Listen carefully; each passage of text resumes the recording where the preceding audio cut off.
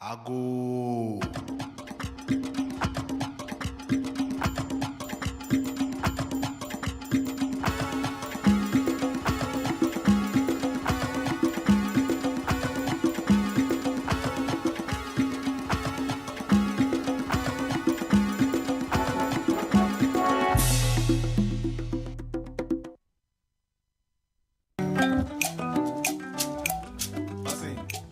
They say I smile too much. I'm way too hot. I'm too spirited. I'm cool-tempered. They say my dance is silly. Oh. My girls are hipsy. Oh. I love my soca. All my ladies is a sugar. I'm made in Ghana. I'm made in Ghana. I'm made in Ghana. I'm made in Ghana. You can take me to London, but I'm made in Ghana. You can take me to Lagos, but I'm made in Ghana. I'm made in Ghana. I'm made in Ghana. I'm made in Ghana. I'm made in Ghana. You can take me to London, but I'm made in Ghana. You can take me to Lagos, but I'm made in. They say I smile too much. I'm way too hot. I'm too spirited. I'm cool-tempered. They say my dance is silly. Oh. My girls are hipsy. Oh. I love my soca. All my ladies is a sugar. You are made in Ghana. You are made in Ghana. You are made in Ghana. I'm made in Ghana. You can take me to London, but I'm made in Ghana. You can take me to Lagos, but I'm made in. You are made in Ghana. You are made in Ghana. You are made in Ghana. I'm made in Ghana. You can take me to London, but I'm made in Ghana. You can take me to Lagos, but I'm made in Ghana. So it's not just about made in Ghana products, Exactly. but also qualifies as a patriotic song. And you know what I love about his song? It says that no matter where you take me, so no matter where I find myself, I am Ghanaian and I am made in Ghana. Oh, so I mean the beats we make and then we send it out there. People say, "Oh, this one is made from here," and then people think, "Oh, once you take it out of Ghana, it loses its Ghanaianness." That's not true. It's not, and actually, so there is not a perception, but you see, naturally, if you find yourself in Ghana, you know you are Ghanaian. But when you find yourself outside Ghana, you may easily follow the culture or the practices of that jurisdiction, whether good or bad. But we are just saying that wherever you find yourself, hoist the flag of Ghana high. Make sure people get to know that you are Ghanaian. The good things we have, tell it to people, show it to people. Let people know that we come from a country of great resources, a country worth celebrating. Wow. Yes. Wow. And that is why we also have a song we have titled A Piece of Ghana with Kwampa. We are saying that Kwampa, wherever we find ourselves, we will give you a piece of Ghana. Oh, because we appreciate what we have. And so whichever performance, actually in our live performances, there's a section we call A Piece of Ghana. And once you get to that session, we teach people something Ghanaian. So it could be a Ghanaian dance, it could be a Ghanaian song, it could be, we teach you something Ghanaian. Oh, okay. Which Ghanaian dance do you want me to do today? Great. All right, then let us try Apatampa. Oh, okay. Let us try Apatampa. All right. Now, Apatampa is very simple. It has a simple calculation, 2, 1, 2. You hit your thigh twice, 1, 2. You clap once, and then you hit your chest twice, 1, 2. So, thigh, thigh, clap, chest, chest. So, thigh, thigh, clap, chest, chest. So, thigh, thigh, clap, chest, chest, thigh, thigh, clap, chest, chest, thigh. So let's add the rhythm. Thigh, thigh, clap, chest. Apatampa, apatampa, apatampa, apatampa. Come on, thigh, thigh, clap, chest, chest, thigh, thigh, clap, chest, chest. Chansa no me koro wodai, da che wodai, ebe buwe kuo nipa nipa, ebe, ebe. Chansa no me koro wodai, da che wodai, ebe buwe kuo nipa nipa. Apatampa, apatampa. Chansa no me koro wodai, da che wodai, ebe buwe kuo nipa nipa. Thigh, thigh, clap, chest, chest. Giants are no nekoro wodai. Dache wodai, ebebu eko ni paniba. Wodani amo fragwe try. Every year, giants are no nekoro wodai. Dache wodai, ebebu eko ni paniba. Even in our dance. Exactly. Okay. And so in our performances, we call that a piece of Ghana with Kwampa. Mm-hmm. We show what we have, we tell what we have through our music. I think we will perform that song for you. Oh, but let's do another dance. Let's do one more dance. One more Ghanaian dance. Why not? So let's try Agbaja. Hey. Andrew, where are you taking So me? Agbaja is a dance, a traditional dance from the Volta region of Ghana. Very simple. You flap your arms like a bird. But there's something to it. Okay. Most of our traditional dances, you do it seated. And when I say seated, I don't mean seated, sitting on the chair, but you bend your knees slightly. Oh, Yes. So bend your... like that. Yeah, like that. You bend your knees, but wait, that's our quarter to bend your head. And then you flap your arms like a bird. Flap your arms like a bird. Yeah, like a bird. So let's add the rhythm and then you do that. And then you move on it. And have a smile on your face. Have a smile. Oh, It's okay. It's part of the dance. Eh? Okay. All right, so let's try it.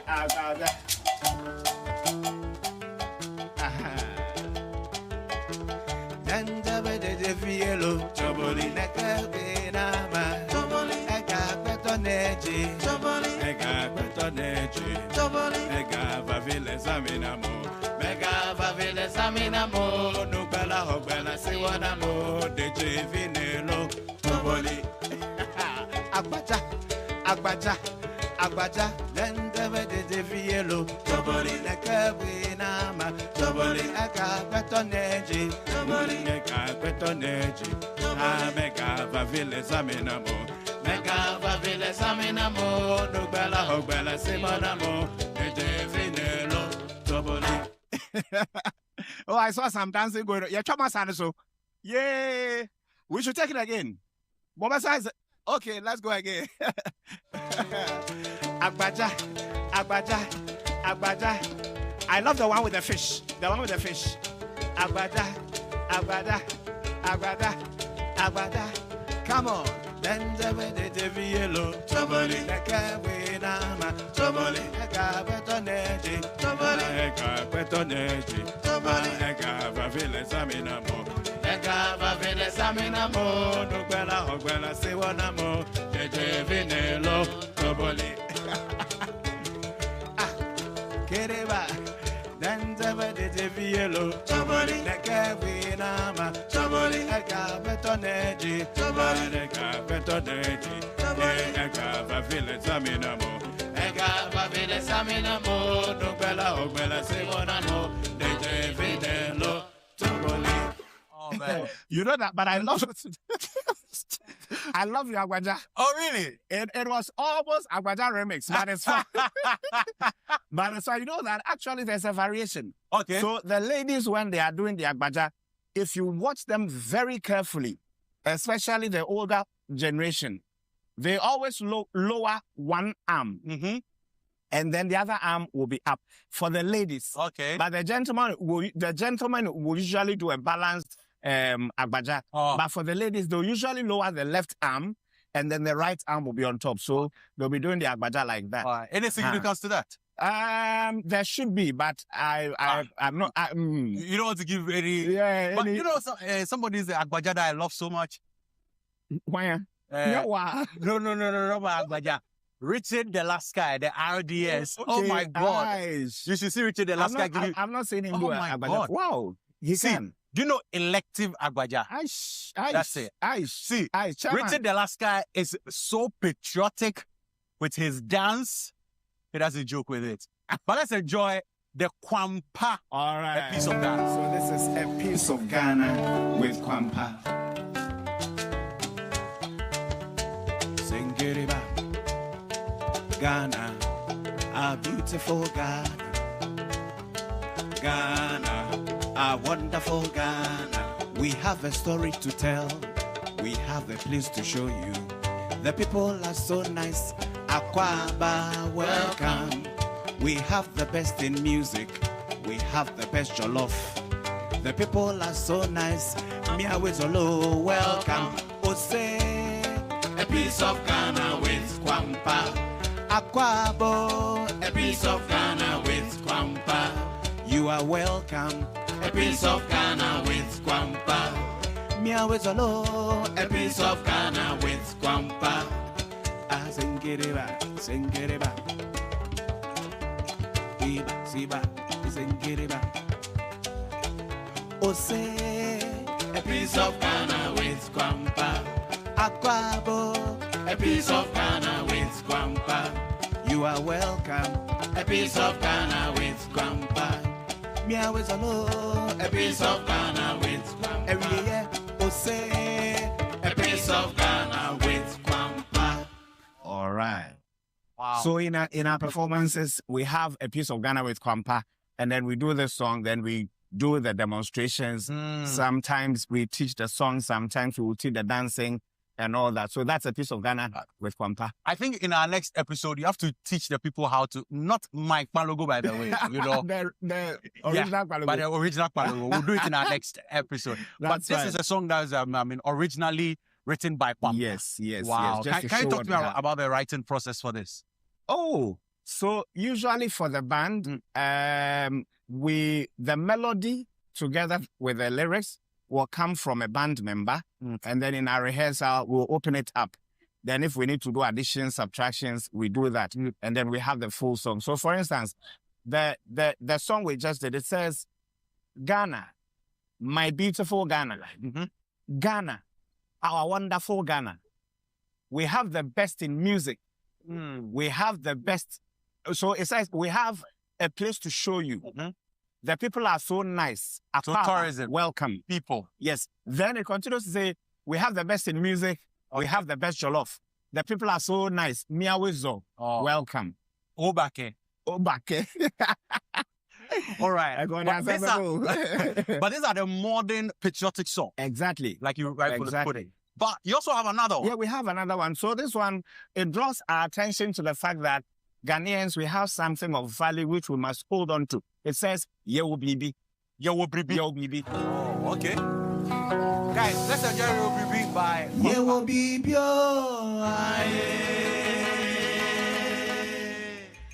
Bibi mae. Yewo Bibi.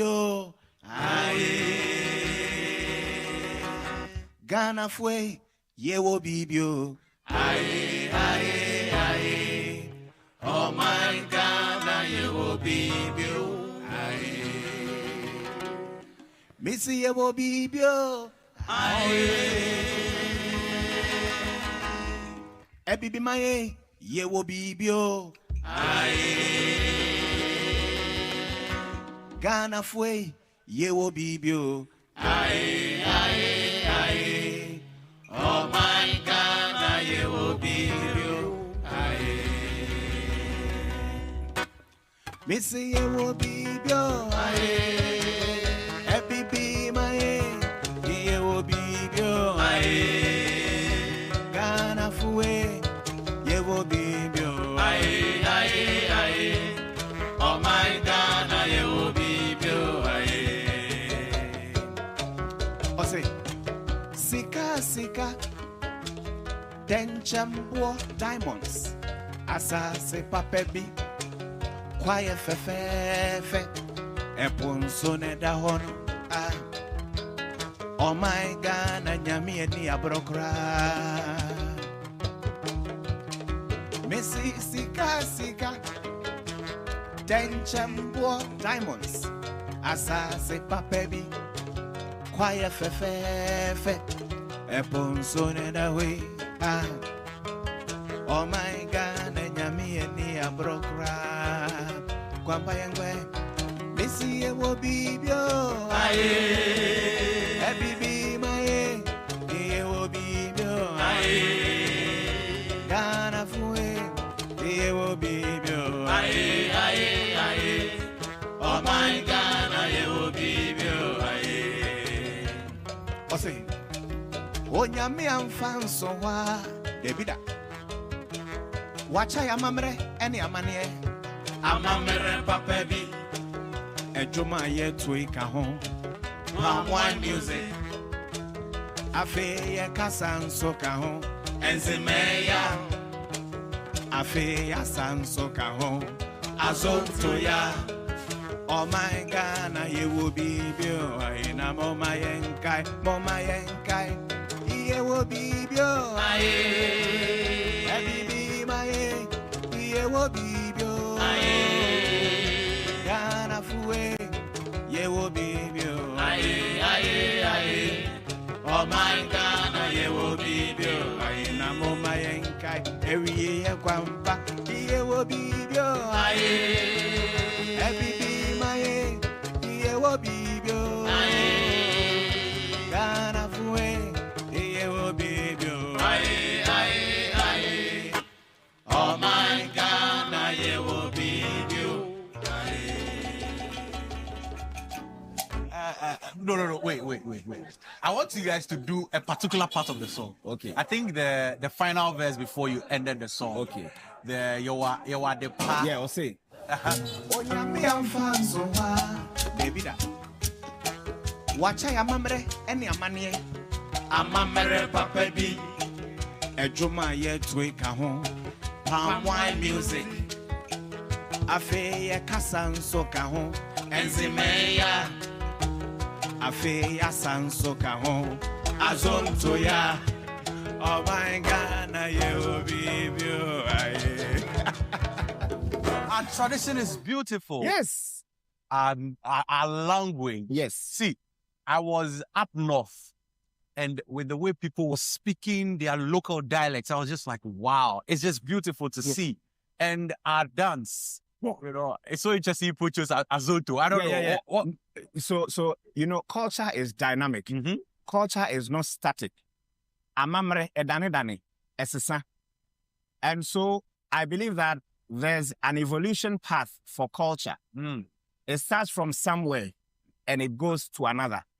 And on the way, there are changes, additions, and subtractions. Mm. Now, Azonto is Ghanaian creation. It's a Ghanaian creation. It's a music form and it's a dance style. It's Ghanaian. And I don't see why it shouldn't be part of our culture. Mm. Some people will say new culture. Mm. Some people will say cultural appropriation. Mm-hmm. Whichever it is, some of these things are ours. Mm. And we must lay hold of them before some people claim it belongs to them. And so we felt, no, Azonto is for us. Mm. Let's add it. It essentially, if it's part of our culture. And 50 years to come, 100 years to come, just as we see some of these dance forms, you know that, for instance, when you ask somebody some traditional dance form from the Volta region, one is easily to mention Bobobo. Bobobo, yeah. Bobobo is a recent creation. Bobobo is actually a new traditional dance. Mm. It's a creation of the 1950s, just the 1950s. And Chesa, Palogo. Palogo is a creation of the 1950s. And Chesa. We'll do it in our next episode. Yes. So I'm just trying to say that just as we mentioned Azonto, 50 years to come, 100 years to come, we'll look back, and then the effect we look back when we mention some of those, it will become the same thing. Wow, see. Thank you very much, Kompa. And I've enjoyed it. You know, before I sign out today, just play your BB Boko, Ice Water. Ooh, and the background for me. See, I have enjoyed myself so much. I've learned so much from the Kwampa Band, from palm wine music. This is our heritage, this is our identity. And you are still watching the Heritage Month Music Series, the sounds of our identity. I am here in Akbublush Market. Yes, I mean, you saw us dancing with the market women. They are going about their daily activities or their daily duties, plying their trade, but they are enjoying patriotic songs and joining us in making sure we elevate our spirits with all this music from Kwampa Band. My name is Ekor Kumsen. I'll catch you in our next episode when I bring you another edition of the Heritage Month Music Series, The Sounds of Our Identity. Thank you very much, and we'll see you in our next episode.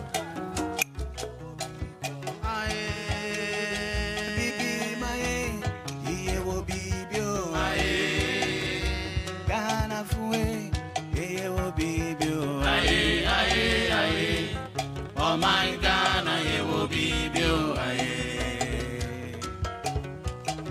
Oh, Yami, I'm fan so Davida. Watch I am mamre, any amanie. I'm mamre, papa be. A juma yet to a home. Palm wine music. A fe a casan so caho. Ezimeya. A fe a san so caho.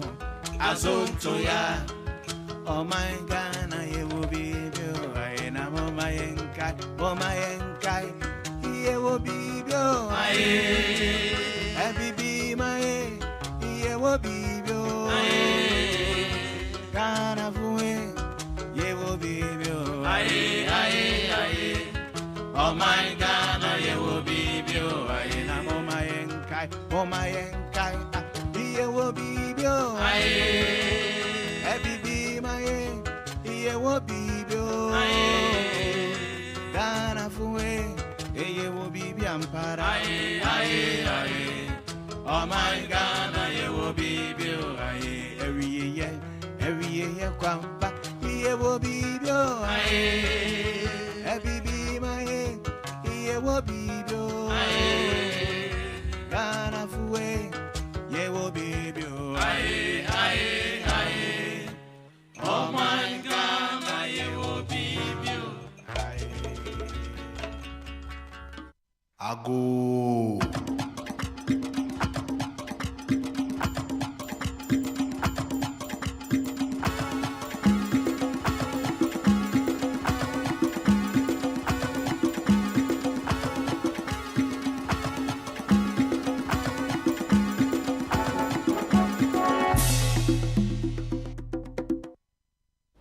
That was a beautiful one from Kwampa, and it's an interesting one. I'm sure you really learned a lot. Yeah, we really have a lot here in the country. And it's still Heritage Month. I want to say a very good morning to you out there. It's a Friday, and on Fridays, we start with something nice, slow, to transition you into the weekend. And you saw there Kwampa doing like nobody's business here for us. So we are now going to start the show fully. It's going to be now to 11 a.m. We have a lot for you on the show. I am Philip Nilate. And my name is Chris Carter, and we are so excited to be here with you. Remember that you can join the conversation at any time, and you can actually watch us on YouTube Live, or join the conversation on all social media platforms like Facebook, X, and so on. But then again, it's Friday. I hope you're excited about the show, because we are going to be bringing you some excitement, edutainment, and so on. And I hope you're ready for that. So let's get straight into it. We're going to start with some of our reminders, right? The Back to Your Village Food Festival, which is tomorrow. It's tomorrow. Yeah. We've been talking about 28th, 29th for a very long time. It's tomorrow. And a day after tomorrow. So it's 28th and 29th, but it's tomorrow, Saturday and Sunday. So like you're seeing on your screens, it's happening at the F1 Sutherland Children's Park at 10 a.m. prompt through to 6 p.m. So you would want to be there with the family. Be there with your friends. Be there with your old students. Be there with your aunties, your individuals that you can actually go out with so that you have fun. A lot of food will actually be shared or will be given, and you just come and just get what you are supposed to get there. We are taking you back to your root, back to the village. The food you've not eaten in a very long time, we are actually giving it to you tomorrow. Chris, are you ready for it? I'm actually very ready. I'm actually very ready. Like, I have my bowls out already. Oh, really? Yeah. Very important. That means you're coming there to eat some and pack some home. Yeah, you know why I do that? Oh, why? Because I can't cook some of the foods, Oh, okay. but I enjoy them. Oh, like okay. Apapensa, Okay. I don't know how to make it. Okay. But I really, really, really do enjoy Then learn it. how to do it. I tried, but I failed. The first one I tried, I failed. And there was this lady who did some, one of the vendors that passed through, one of them. The lady that did the aikplan. Yeah, and Yeah. I think was it the Pinot? Yeah. Yeah, there was Pinot too. she did that papansa Yeah. or something. Yeah. So maybe you can go to her stand and learn from her. And learn, manual, right? yeah.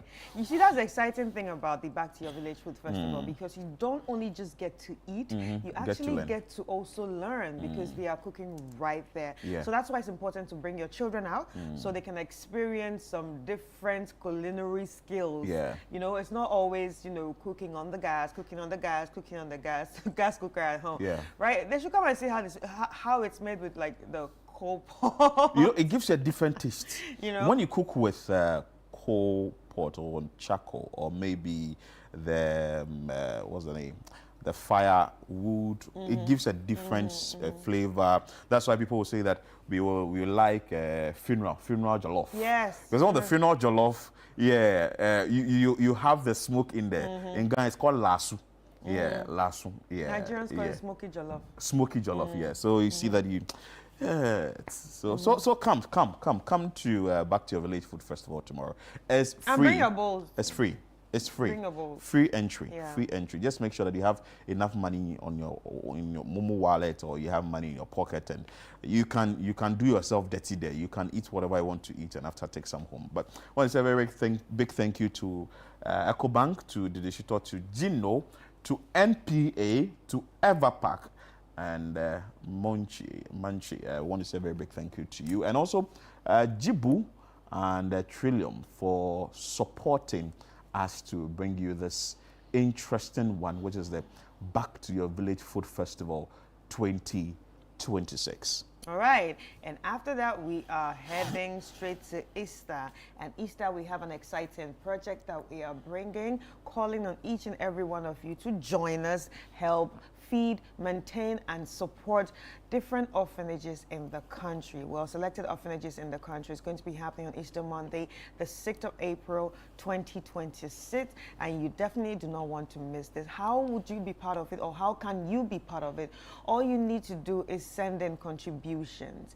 If you don't have monetary contributions, you should know that some things the orphanages need, especially the children. If you have old clothes, if you have toys, if you have books, if you have food, bagged food, canned food, beverages, even detergent, yes, you can bring it to us right here. Even sugar, you can bring all that here at Channel 1 in Tesano. And also, if you're closer to City FM, you can head to Adabraka and then drop your contributions there. But if you say you don't have any of these things, or you don't have time to go out to the market to buy any of these things, or maybe your children are using the toys and say, okay, I don't have any of the toys at home to give them, all you need to do is, contribute monetarily. We will accept that too.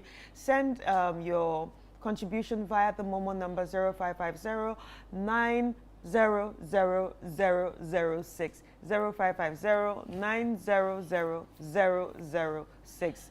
And also you can write a check to City FM Foundation, and then we will get to deliver all these to the orphanages out there. Remember that during Easter there are people who don't have anybody to check up on them or to have fun with, like you will with your family and friends. So this is a good way to contribute into their lives and keep their face all smiley and happy, for them to know that even though we are out here here, there are people that still think about us and think about our well-being. God bless you as you contribute into the life of these wonderful people. And of course, do this and God will hear your cry. And that's why we are talking about the seasons of prayer, which is happening in the month of April. So in the month of April, from 1st to 30th of April 2026, seasons of prayer is going to be on City 97.3 FM, Midnight Cry from 12 a.m. to 1 a.m. And also this is your day from 4 a.m. to 6 a.m. and prayer encounter 12 p.m. to 1 p.m. It's going to be on Facebook as well. And when you get a link, share it for somebody who also gets it so that that individual can also pray. You can call 0244-981-1124 for more information on seasons of prayer. Let me talk about the Blessings family drama series that will be hitting your screens very soon. And this is next week, Thursday, April 2, 2026, 7:30 p.m. We start airing it here on Channel 1 TV. So it's a production from Channel 1 TV. It's an interesting home setting or family setting drama series. You wouldn't want to miss that. So make it a point to be behind your television set to watch. Even if you are not able to watch it at the time we are advertising it, you're still going to get it some way, somehow, maybe on digital space, and you can watch it. But it's a series that we are bringing you just to keep you excited in your home. So Thursday, that is next week, Thursday, April 2, 2026, 7:30 p.m. prompt. The Blessings will be on your screen. All right, and we'd like to remind you that since we're in Ghana, we have the Eat Ghana Rice campaign that is still ongoing. And this actually is not about eating healthy, but also contributing into the lives of the ones that put the rice on our table. So when you go out there, you're thinking about your jollof rice, you're thinking about your rice and stew, omoto rice water. You should remember that you can actually eat Ghanaian rice. And because it will help, prevent the food glut that we've been experiencing, and it will also help boost the economy and also the rice supply chain in the country. So eat fresh, eat Ghana, build the future, fresh from our farms to your table. And this is also in partnership with Agri Impact, MasterCard Foundation, and the 24-hour economy. Let your meal make a difference. Choose Ghana first. Taste the effort and taste Ghana. So as we are ending with the announcement or the promos, we want to tell you about the Tekura designs that this Heritage Month we've used to decorate our space. If you've been watching Breakfast Daily this month, you know that we've decorated our space with the Tekura traditional furniture or set pieces, and it's just interesting. So you can get in touch with them, visit their Denta showroom, or get in touch with them via their social media portals and get to know what they have and get to promote yourself in your room. Being that if you are having it in your space, in your office, in your living room, voila, it's going to be an interesting one. Maybe you can keep it for a very long time, and we are all going to see it that, hey, you've been able to grab yourself some beautiful set pieces for your room. So visit the showroom today, Denta Tekura Designs, or get in touch with them on their social media channels, or let me say portals or handles. Let's move straight into the newspapers, on the front pages of the various newspapers. Let me start with the Chronicle here. Starts with Health Gold fails to invest $500 million in Bogoso Prestea gold mines over the next 10 years. And on top, they say that minority unhappy with Mahama's use of private jet. It's been in the news for a very long time. Razor-eyed police track narcotic drugs abandoned in Adaklu jungles. Oh, wow, interesting. Police hospitals, a 7-bed ward will be ready this year. COP Nyakon talks about it. And of course, you can't be on the front page of the Chronicle without getting a memory verse. Ephesians 5:13, but everything exposed by the light becomes visible. This and more you can find on the front page of the Chronicle newspaper. And I'm sure it's talking about the narcotics.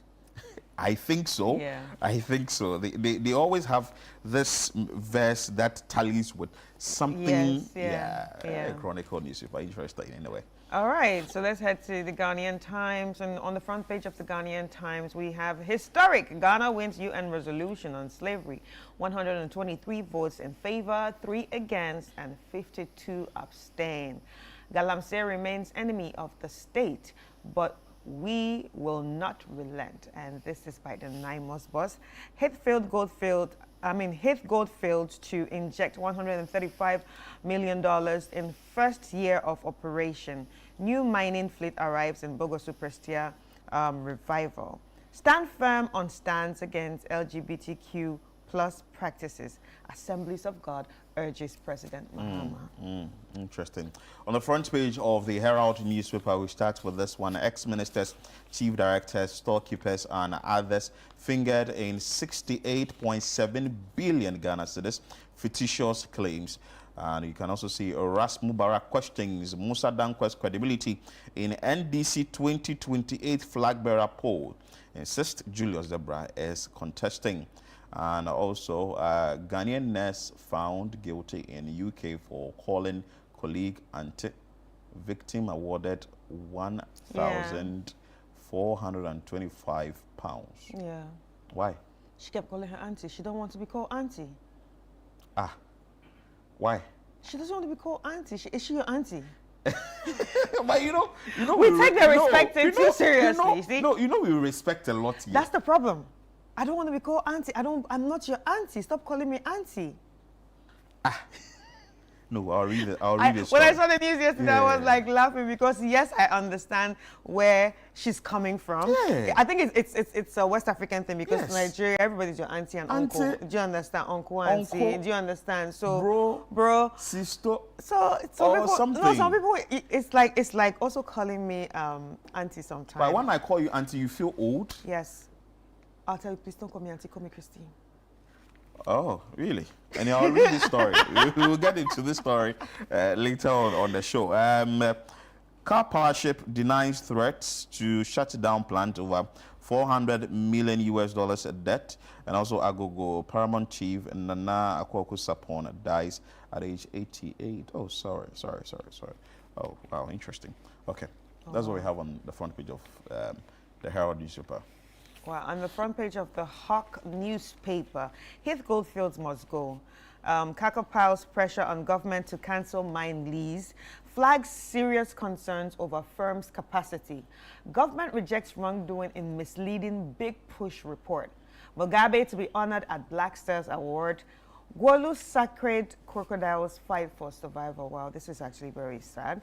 Mahama scraps fertilizer subsidy, others freeze supplies. And that's what we have on the front page of the Hawk newspaper. On the front page of the Daily Guide starts with the SMLG RA scandal. OSP yet to serve Oforiata and Akori. Legal education reform bill passed. Yeah, it was done yesterday. 5 dead in Nkwanta clashes. You can see page 3 for that story. Police reinforce security. A very sad one there. Wontumi challenges order to defend Galamsey charges. You can see page 6 for that. And minority accuses Mahama of conflict of interest. All right, on the front page of the Daily Graphic, adopt practical measures against climate risk. Sir Sam Jonah urges insurance industry. GPCC declares support for President Mahama's stance on LGBTQI+. Standard Water 30th anniversary. And then government set to issue local bond. Parliament passes legal education reform bill. And World Bank, MOFA, work to unlock $75 million agri investments. Okay, and on the front page of the BNFT starts with the government's bets on recovery story to win back investors. And World Bank warns of fertilizer price surge, backs domestic agriculture with fresh funding. AGI urges FDA to extend deadline on alcohol policy amid industry losses. Ghana UK launch talks on digital trade finance corridor. All right, on the front page of the News Center, that's my last paper. Serene Insurance gives Black Stars 20 million Ghana cedis cover and then 2 million Ghana cedis cash. Ghana faces 448,000 ton tomato shortfall, and IEA opposes growth and sustainability levy reduction. Kevin Ultra donates shoes to pupils, and 500 cell sites to be deployed this year to improve network quality, and that's by the MTN Ghana CEO. And lastly, BOG launches new cybersecurity directive for banks. Chris, before you take us to the news portals and you give us what is on Channel One News or .online.com, let me bring you the story. This one, the Ghanaian nurse found guilty in UK for calling colleague auntie, and I still don't get it. See, an NHS healthcare assistant has been awarded £1,425 in compensation after an employment tribunal ruled she was subjected to harassment by a colleague who repeatedly called her auntie. Ida L. Estivez, let me put it there, that's the name, 61, informed her NHS colleague Charles Opon that she found his constant use of the term offensive. A tribunal heard. Mr. Opon, a nurse, defended his action by saying auntie was a term of respect for older women in Ghanaian culture. There's cultural shock, actually. Like, this culture, like, shock. Like, because in Ghana, you see, people will be like, you can't just call me by my first name. It was city that I came and I tried calling Omani. I called him Mr. Omani. He was like, no, we don't do that here. We don't do that here. Call me by my first name. So you see that a lot of people here, oh, Chris, oh, Philip, oh, this, oh, that, oh, this. But for the gentleman to go there and be according you that respect, then later you take it to court. Okay. I'll take it to court. Oh, he said the woman in question, that is Miss Estivez, that she would be a good match for the older staff member. So Estivez successfully brought a claim against the NHS for harassment based on her age and sex. Okay, so it went beyond that. Yeah. Yes. So the woman also claimed that she began working as a health care assistant at West London NHS Trust, specializing in women forensic services in September 2022. She testified that Mr. Opon, based at St. Bernard's Hospital in London, had called her auntie on multiple occasions despite her request for him to use her name. Okay, so just go by the name. She also highlighted 2 instances where he commented on her being a good match for an older colleague. In September 2023, email, Miss Estivez formally complained about Mr. Opon's conduct, writing, a staff member called me auntie multiple times, despite telling him to call me by my first name or by my name. He said he wanted to be young then. She also highlighted 2 instances where he commented on her being good match for this one. Anyway, so it's culture shock. When you go to Abrochi, don't go and call somebody uncle or auntie. They just call the person by his or her first name. Yeah, and I think also what made it hold water was the fact that he, said that she'll be a good match for someone. To be an older staff. No. She'll be a good match. So a good match, so it's basically matchmaking she and another staff. Oh, okay. Yeah, so that might be seen as, okay, inappropriate. Okay, you can't say that to me. We're not friends. So why are you trying to matchmake me with another person? But he's saying that he was being respectful. Why? Like, you can be respectful, but if I say, being respectful actually is also acknowledging the fact that I've told you I don't want to be called So you auntie. stop it? Yes, because You like know. it's the same thing with my younger cousins. Like when I go back home and anybody does the auntie thing, okay, I'm like, I'm not comfortable with it. Call me my name, and they're like, oh, why? I'm like, I'm So used the to victim has been awarded £1,425 just for the gentleman calling her auntie, and he went to the tribunal court. So it says. So yes, it went to the tribunal. The tribunal heard it, and once it's been heard, this is the amount of money that was awarded the victim. But but I have another question. Why? What question? What's your name? Philip. Philip. What's wrong with someone calling you Philip here in Africa? Well, anyway, maybe somebody calling me Philip raw like that, I won't make offense. I like the way you say raw. So they should package it nicely so you people will feel, that is it. So it has to be packaged. You can't go to a particular, you see, the way we were brought up, this Heritage Month, we were brought up in such a way that you need to sort of show respect to somebody who is older than you. But I can show you respect by calling your name, right? So you go to places and you want to call the person, or you have an uncle or an auntie who is sort of like 20 or 30 years older than you, and you just call the person by his or her first name, the person would, hey, is that how you are? Is that how you were brought up? You understand? Cultural shock everywhere. Exactly. So the gentleman So also I just think when you go to Rome, behave like maybe the when you go Romans. there, Yeah. when you go to a place, learn what you need to learn from the place before you, because this 1,425, it's a big money for that next day. Yeah. Anyway, that's 20K, 20,000, and you see, anyway, let's not. I beg, let's go on to. No, the but I next like this portals. conversation.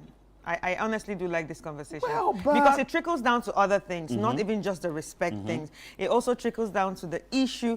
Okay, now I might take it a top notch to another level. It also trickles down to the issue of sexual harassment. In Africa, listen. Let me make my point. Message. There was a woman I call Auntie Monica. Yeah. She's a mate of mine. She's saying that she will take me to court See? for calling Auntie. So- So I don't call you Auntie Monica. I So call you Monica. see, like, let's take it top notch. There are some things that when we do here, our women, or when our men do it, our women don't really talk about Okay. it. They're just like, okay, maybe you're playing.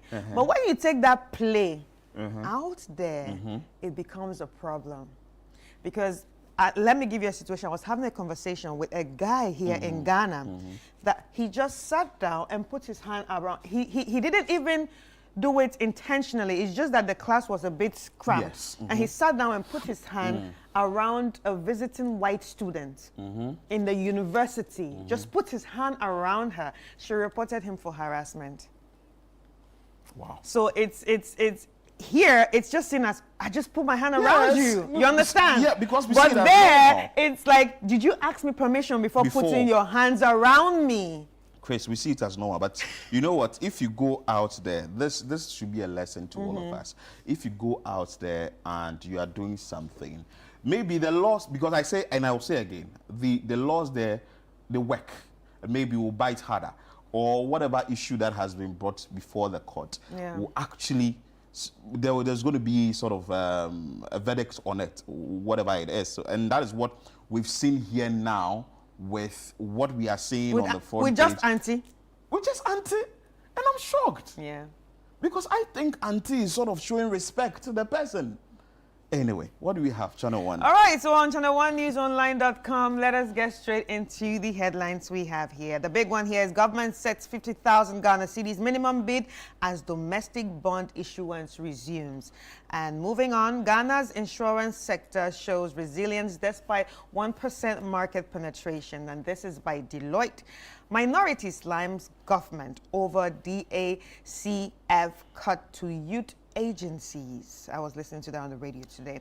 Viral video misinterprets a Daklu drug seizure, and that is by the police. UN adoption of Ghana's reparations motion, a historic victory, and that is by the President, John Dramani Mahama. No political party should reverse legal education reforms. Answer Asare is asserting. Gexim at 10, SMEs keys to poultry sector growth, and that is by Bunta Farms MD. Vitas Azim, media must be firm in anti-corruption fight, shun frivolous presses. Still on Gexim at 10, Nexim Banks unveils measures to boost intra-African trade. Publish full tender details of Daman Mile deal. Minority is telling the government. IEA, lithium deal threatens Ghana resource sovereignty. Your brother has interest in state contracts.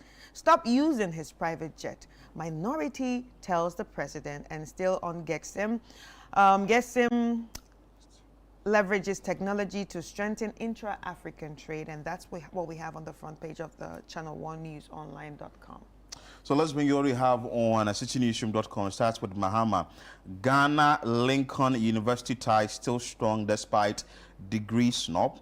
And he spoke about it. And he's saying that that is where our first president, Dr. Kwame Nkrumah, actually got his education and what he stood for. So he still holds the Lincoln University in high esteem. Ghana to issue first 7-year bond since 2022 default. Ghana's insurance penetration stalls at 1% amid structural challenges. This is coming from Deloitte. Mahama again, no favoritism in security recruitment process was transparent. We must stand united, Mahama, on a UN repatriation resolution. Government releases 11.6 million Ghana cedis to settle railway workers' salary arrears. Yes, railway workers will actually get money. They'll actually get money. And legal education bill, a major step to broaden access. Ansa Asari, abolishing Ghana School of Law would be a grave mistake. And this is still coming from Ansa Asari. Ashanti Region IGP's Special Operation Team withdrawn 24 hours after arrival. And also Gexim, that is a Ghana Exim Bank. Fragmented poultry, value chain, hindering sector growth.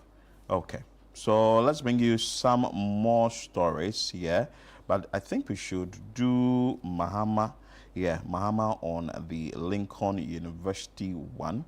Let's bring you details of that particular story because it's really made a lot of waves where the Lincoln University actually withdrew their decision to give the president that honorary degree. So it says that President John Dramani Mahama has said that the Lincoln University remains deeply respected despite his decision to withdraw an honorary doctorate that was to be conferred on him.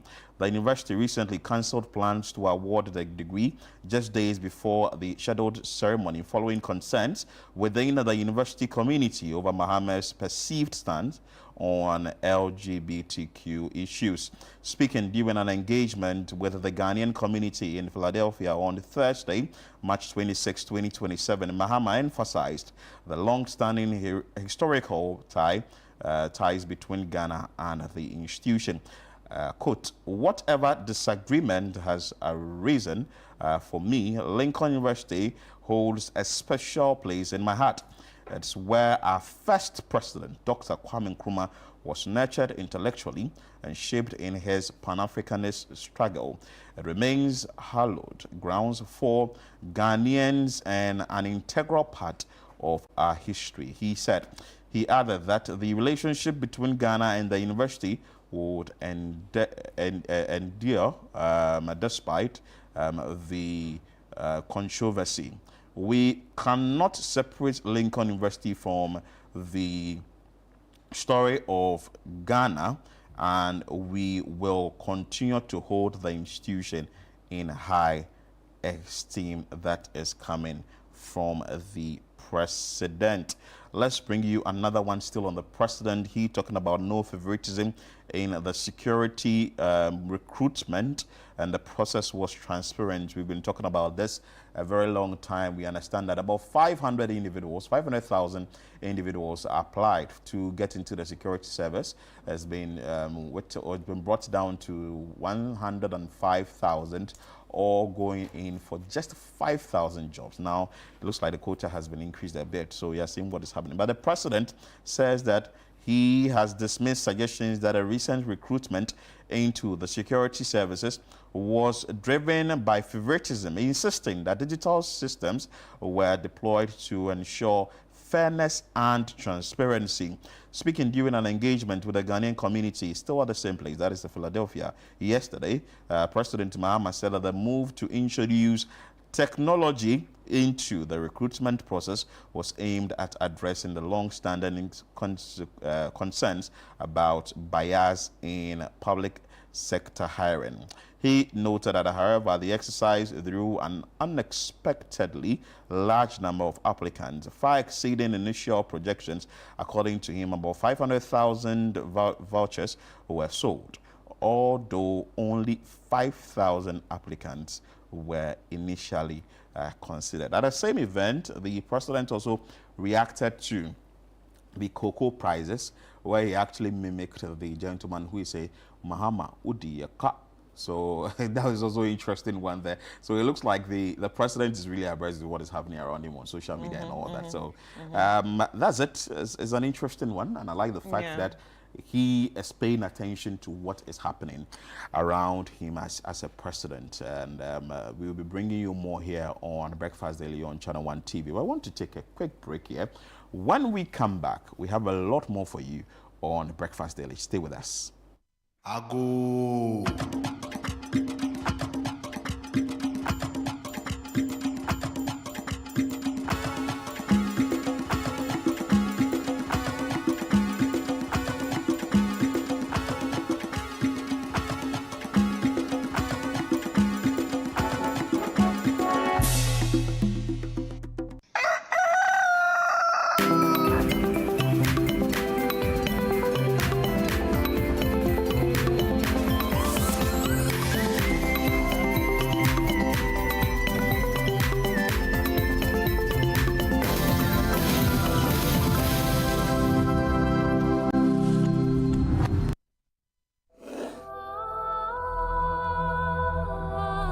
This Easter, as homes fill with laughter, shared meals, and love, pause for a moment and remember a child who has no one to celebrate with. Across Ghana, children in selected orphanages are hoping for care, hoping for comfort, hoping for kindness. You can be the reason a child smiles this Easter.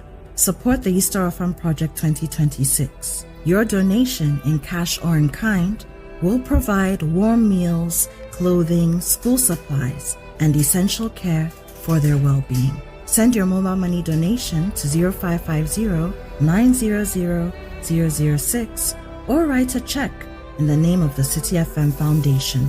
You may also bring your donation to Channel One TV in Tesano, Accra, Ghana. You can donate milk, sugar, rice, toys, books, or detergent.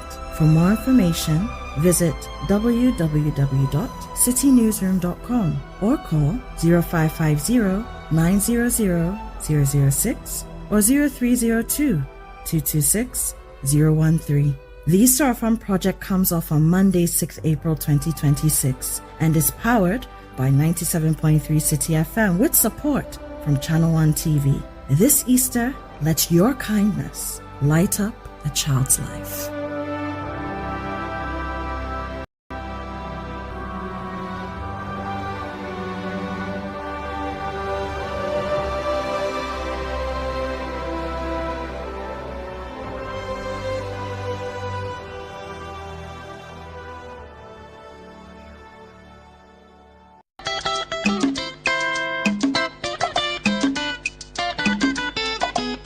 Channel One TV is celebrating Okyeame Kwame, the cultural icon, the musical genius, and the philanthropist. Kwame turns 50 years in April, and Channel One TV is celebrating him for his contribution towards arts and culture, health and wellness, and positive impact on the youth. we are hosting OK at 50. A night of 50 songs and love at Plus 233 on April 18 at 7 p.m. till you beg to go home. Dedicated to my stable girls. It's a one-mic check. Featuring an all-star lineup of Ghanaian artists who have been impacted by this legend. Kiddy, Kwame Eugene, Brothers, Sister Fia, Amrado, Miss V, Abochi, Kwabna, Akwabua, Raskuku, Adina, Abiana, Kweku Darlington, and King Paluta. 10 artists performing 50 songs. It's going to be an all-white party with a purpose. Ochiame wishes to build a pediatric emergency center at Menchia. You see, this is why we love OK. His legacy goes beyond music. Let's celebrate a jam. 1,000 cedis for regular, 1,500 cedis for premium. Call or WhatsApp 0240-341-678 to pre-book your ticket or go on www.okworld.com.gh for all available information.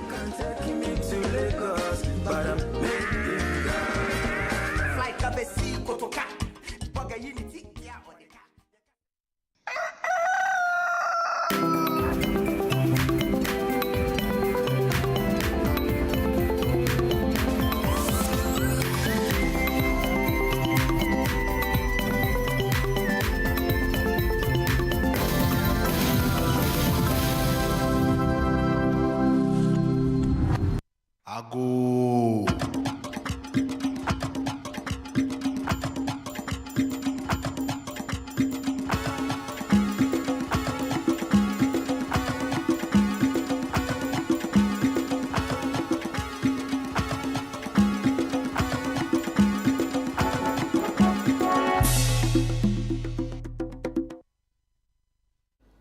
All right, welcome back. It's still Breakfast Daily right here on Channel One TV. And you know, every Friday we get to, have some conversations on different sectors in the country. So today we're going to be looking at the roads and highways. And Philip actually had a sit down and a one-on-one chat with the Minister of Roads and Highways on, the issues around the road sector. And it was a great conversation, and I really want you to, enjoy it. And when we come back, you tell me what you feel about this conversation. So enjoy. Many thanks for staying with us here on Breakfast Daily on Channel One TV. And on Fridays we bring you the sector focus related issues or issues within a particular sector. And today we are focusing on the road sector. Fortunately, we have the Minister for Roads and Highways here with us, that is Governor Kwame Agbodza, for us to delve into issues within the road sector and see what has been done in the sector so far. Honorable, thank you so much for joining us here on Breakfast Daily. First of all, I want to find out, you've been doing a lot of things. In recent times, we saw you with the president in Gine Sampa Road. Tell us about that road. Yes, I joined the president together with other colleagues of mine to visit the Bono region, where he touched base to tour some communities within that region as part of his resetting tour. In the past, candidates visit places and campaign, and after that go and do thank you tour and leave. He is touring the places to hold himself accountable to the people based on the kind of things he said he would do, and to review some of those programs and see how they are impacting the people. So yes, his first stop was in the Bono region, and we were around Sunyani, and then when he visited a few places, and you are right, one of the roads he visited was Gine Sampa. This road is about 80 kilometers, and that road can account for a significant amount of cashew that is produced in this country. It runs through a number of districts or constituencies, and that road has been one of the most deplorable roads in our country. I've driven on that road on several occasions myself, and just saw that we have not been fair to the people along that road, because farmers take a lot of time, invest a lot to grow cashew, and unfortunately, on many occasions, the cashew just get rotten with them, because the road is so bad, nobody wants to go and buy it. And the president directed that be made part of the Big Push project. So we went and inspected, and I must say that the contractor, Rango, has been doing a very great job. It is going to be a first-class road built in asphalt, from Jenny to Sampa, to completely address that issue and give value to the farmers along that road, improve productivity. And when is it expected to be completed? We believe by the end of 2027 we should be getting close, or if we haven't finished that road. We believe the capacity of the contractor, he can do that. So as you speak now, the contractors are on site. They are on site working. And they are working. Yes, exactly. And there are a number of road projects that we've seen. Recently, you also visited the Ashaman to Akosombo Junction road, and we've seen that work is going on NHT, or is in progress there. What's the level of work so far? That was awarded through a loan in Parliament. It was actually, I think, 250-something million euros by INZAC before we came. But they suffered a bit of the debt situation we had. Debt exchange program. So the progress has delayed, and the project. The contractor is beginning to work a bit quicker now, but we are significantly behind schedule in terms of that. And don't forget, part of the loan is also commercial. So it means that that portion of the loan may not come to fruition. So we now need, as a government, to discuss how we cover that section, which was supposed to be the commercial part of the loan, and the finance ministry will be working on that. But at the moment, the contractor is on site. The most difficult part of that project was that as of the time it was put together, we didn't settle the issue of relocation of services, electricity and water particularly. There are major supply lines from Bon running along that line that are not mere pipes. They are very significant pipes that needed to be relocated, and the cost of those were not particularly thought through properly before the project was put together. True. The same applies to the electricity, but we are working together with the stakeholders to see how we can relocate and also pay the necessary compensation for people affected, though some of the people were actually living in an existing right of way.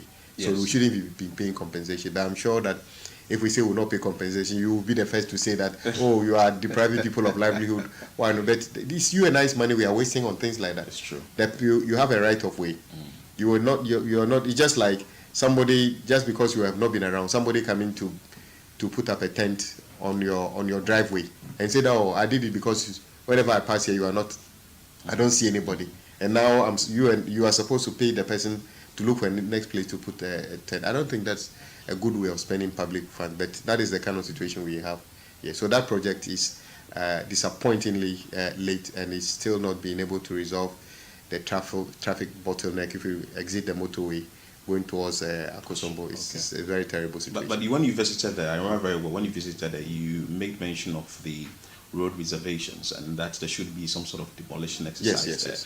What has become of this? We are on it, but painstakingly slow because there are people involved. So you must have a human face to it. So we are managing with the support of the assemblies, the regional minister assemblies, and assembly members and some stakeholders. So we are on it, but we haven't completed it. But have you used the Dowenya Dodowa stretch, and also from Dodowa to Adenta stretch? I think it's under the contractor Oswald Investment. Yes. What is the update of those routes as well? So the motorway to Central University is similar to what do you call it? The INZAC project, that is Shamaran about to Atimpoku. Yes. Also procured.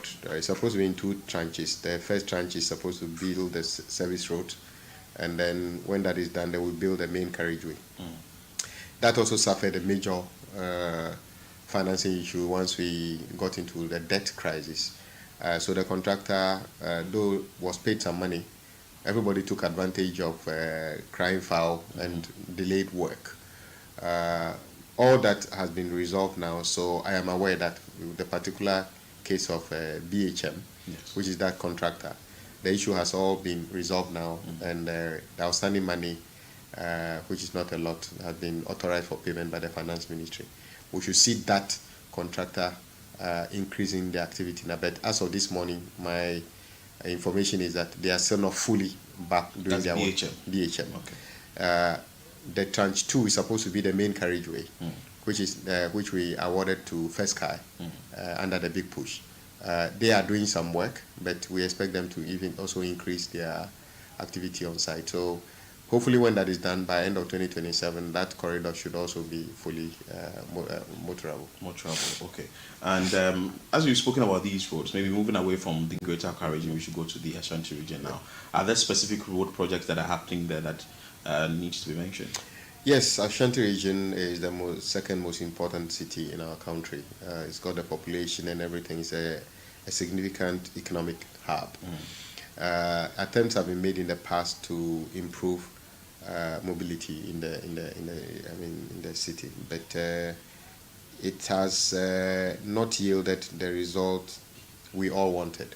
One of the major interventions that the previous government wanted to do was the Swami interchange. You remember the days when my very good friend, the respected leader of the house at the time, Chairman Saboso, suffered a lot of demonstrations of that road, and for that Swami interchange, and the government and I supported that when we quickly needed to get a loan and through sole sourcing implement that project, because it was urgent. We needed to do that.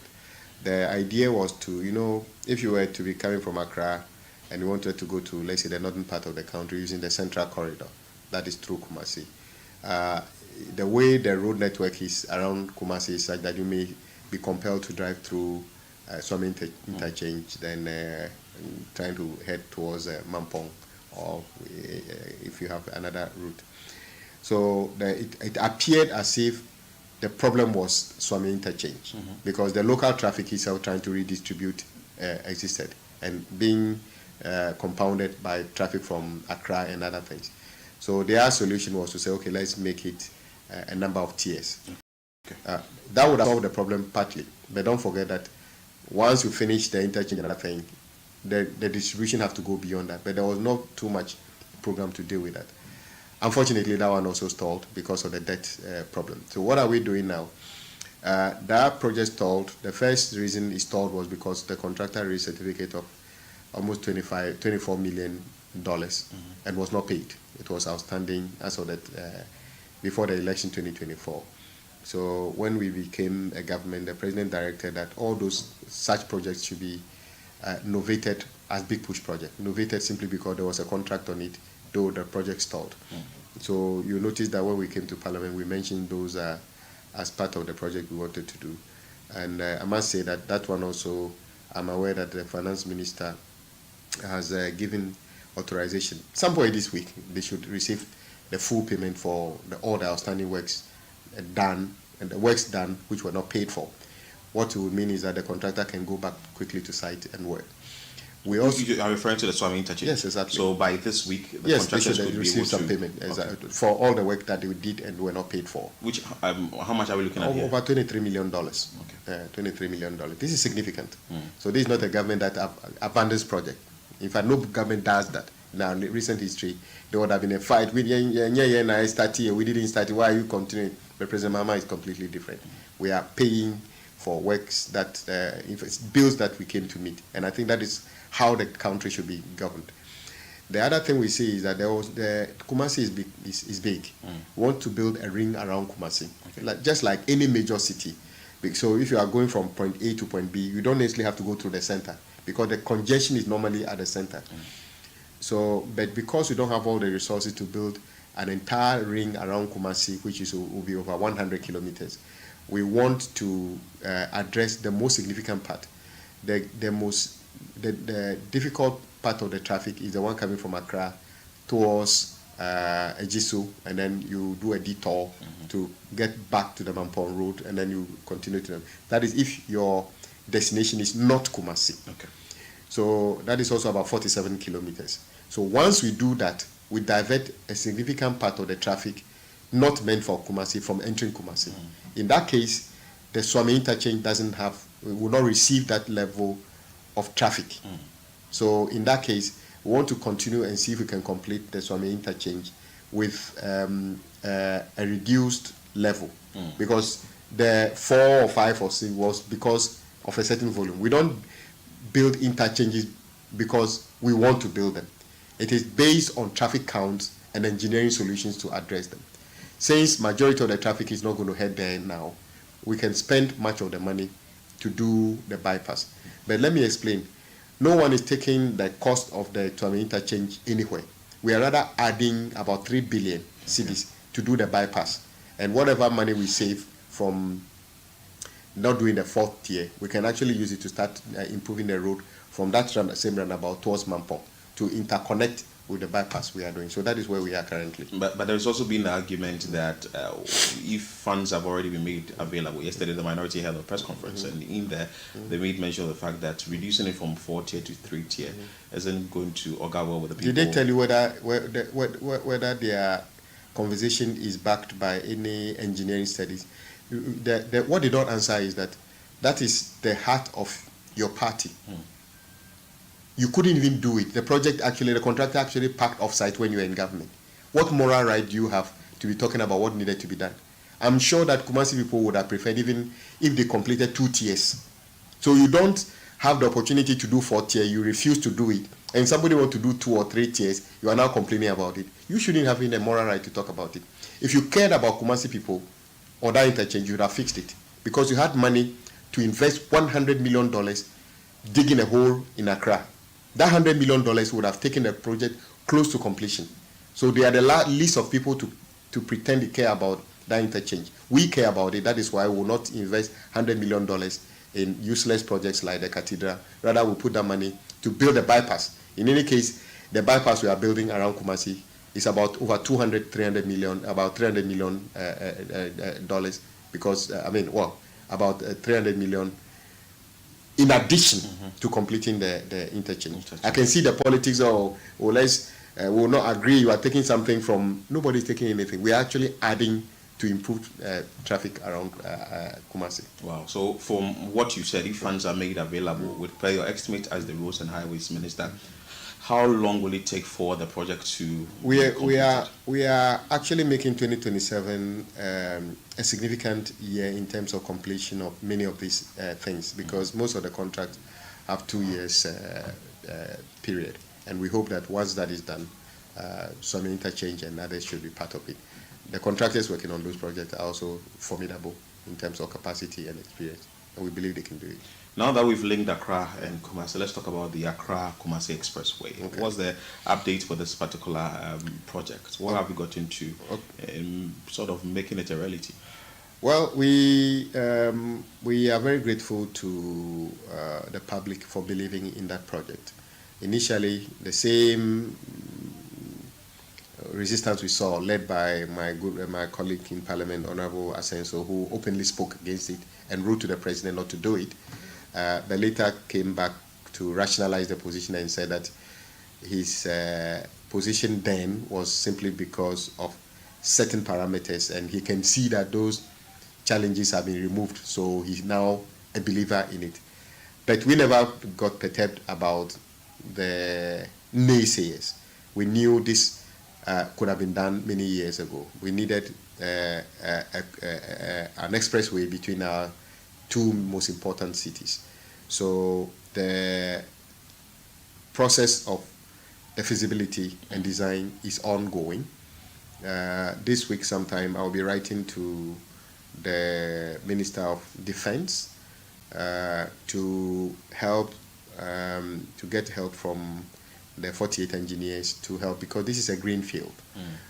Part of the alignment, as I see it, will go through Galamsey site and other places. We need to have a system where we can get the alignment cleared entirely, so that we can get the clarity to do the detailed design before we go for construction. So we are on course, to be honest. There's no, and I've seen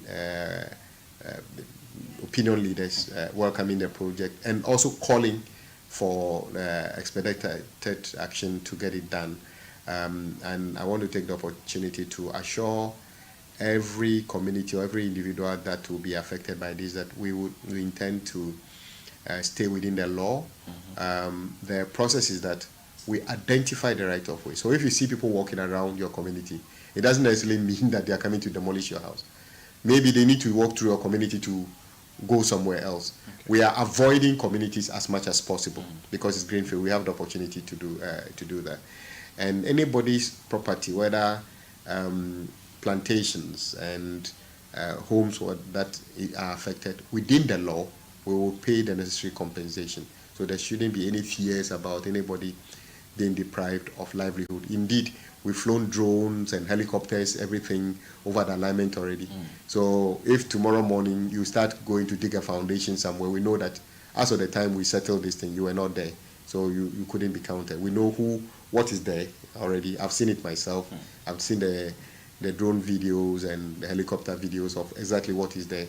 So we are confident that once we do that, everybody who ought to be compensated within the law will be compensated. So have you mapped up the route already? Yes. Where the stretch is going to be? We have got all the coordinates. That is complete. The 200 kilometers has already been surveyed. We are done with that one. Can you take us through briefly if you have an idea? Oh, well, because it's a greenfield, I can't be mentioning towns. I only know that one of the closest places in terms of known communities that it will go close to, which is still about 1 kilometer away, will be Ofuansi. Okay. And that is, majority of them are quite far from the actual footprint of the right of way. Okay. How many projects are under the Big Push project? Big Push has got 54 new projects and 23 existing projects novated to Big Push. Okay. The 54 doesn't mean we are doing 54 roads. So take from Atimpoku to Aflau, it's about 160 something kilometers. There are 9 different lots on that.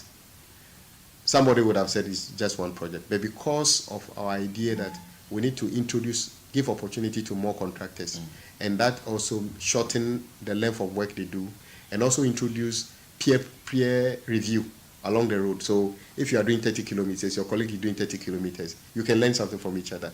You are under pressure to perform at par as well. So that's that. So if you take another one, like let's say from Winchi to Wa, we have about 8 different lots on there.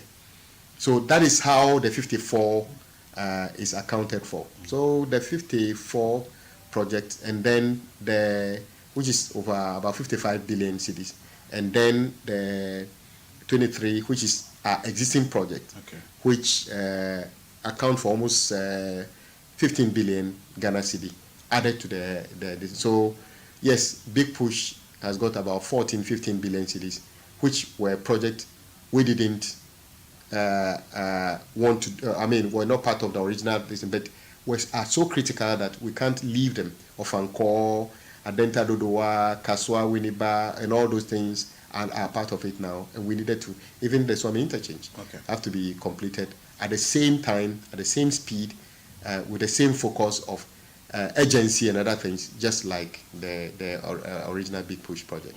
So in total, 54 plus 23. Plus 23. Yes. Okay.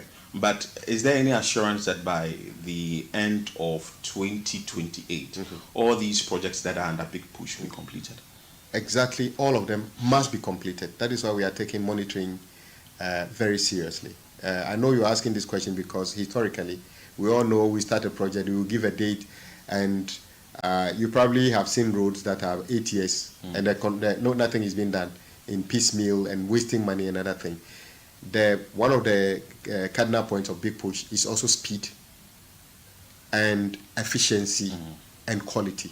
So we want to finish this project, and I keep telling contractors, you have absolutely no chance of asking for extension of time because it must be backed by a significant situation beyond your control that would agree that you should work beyond the stipulated 24 months within your contract.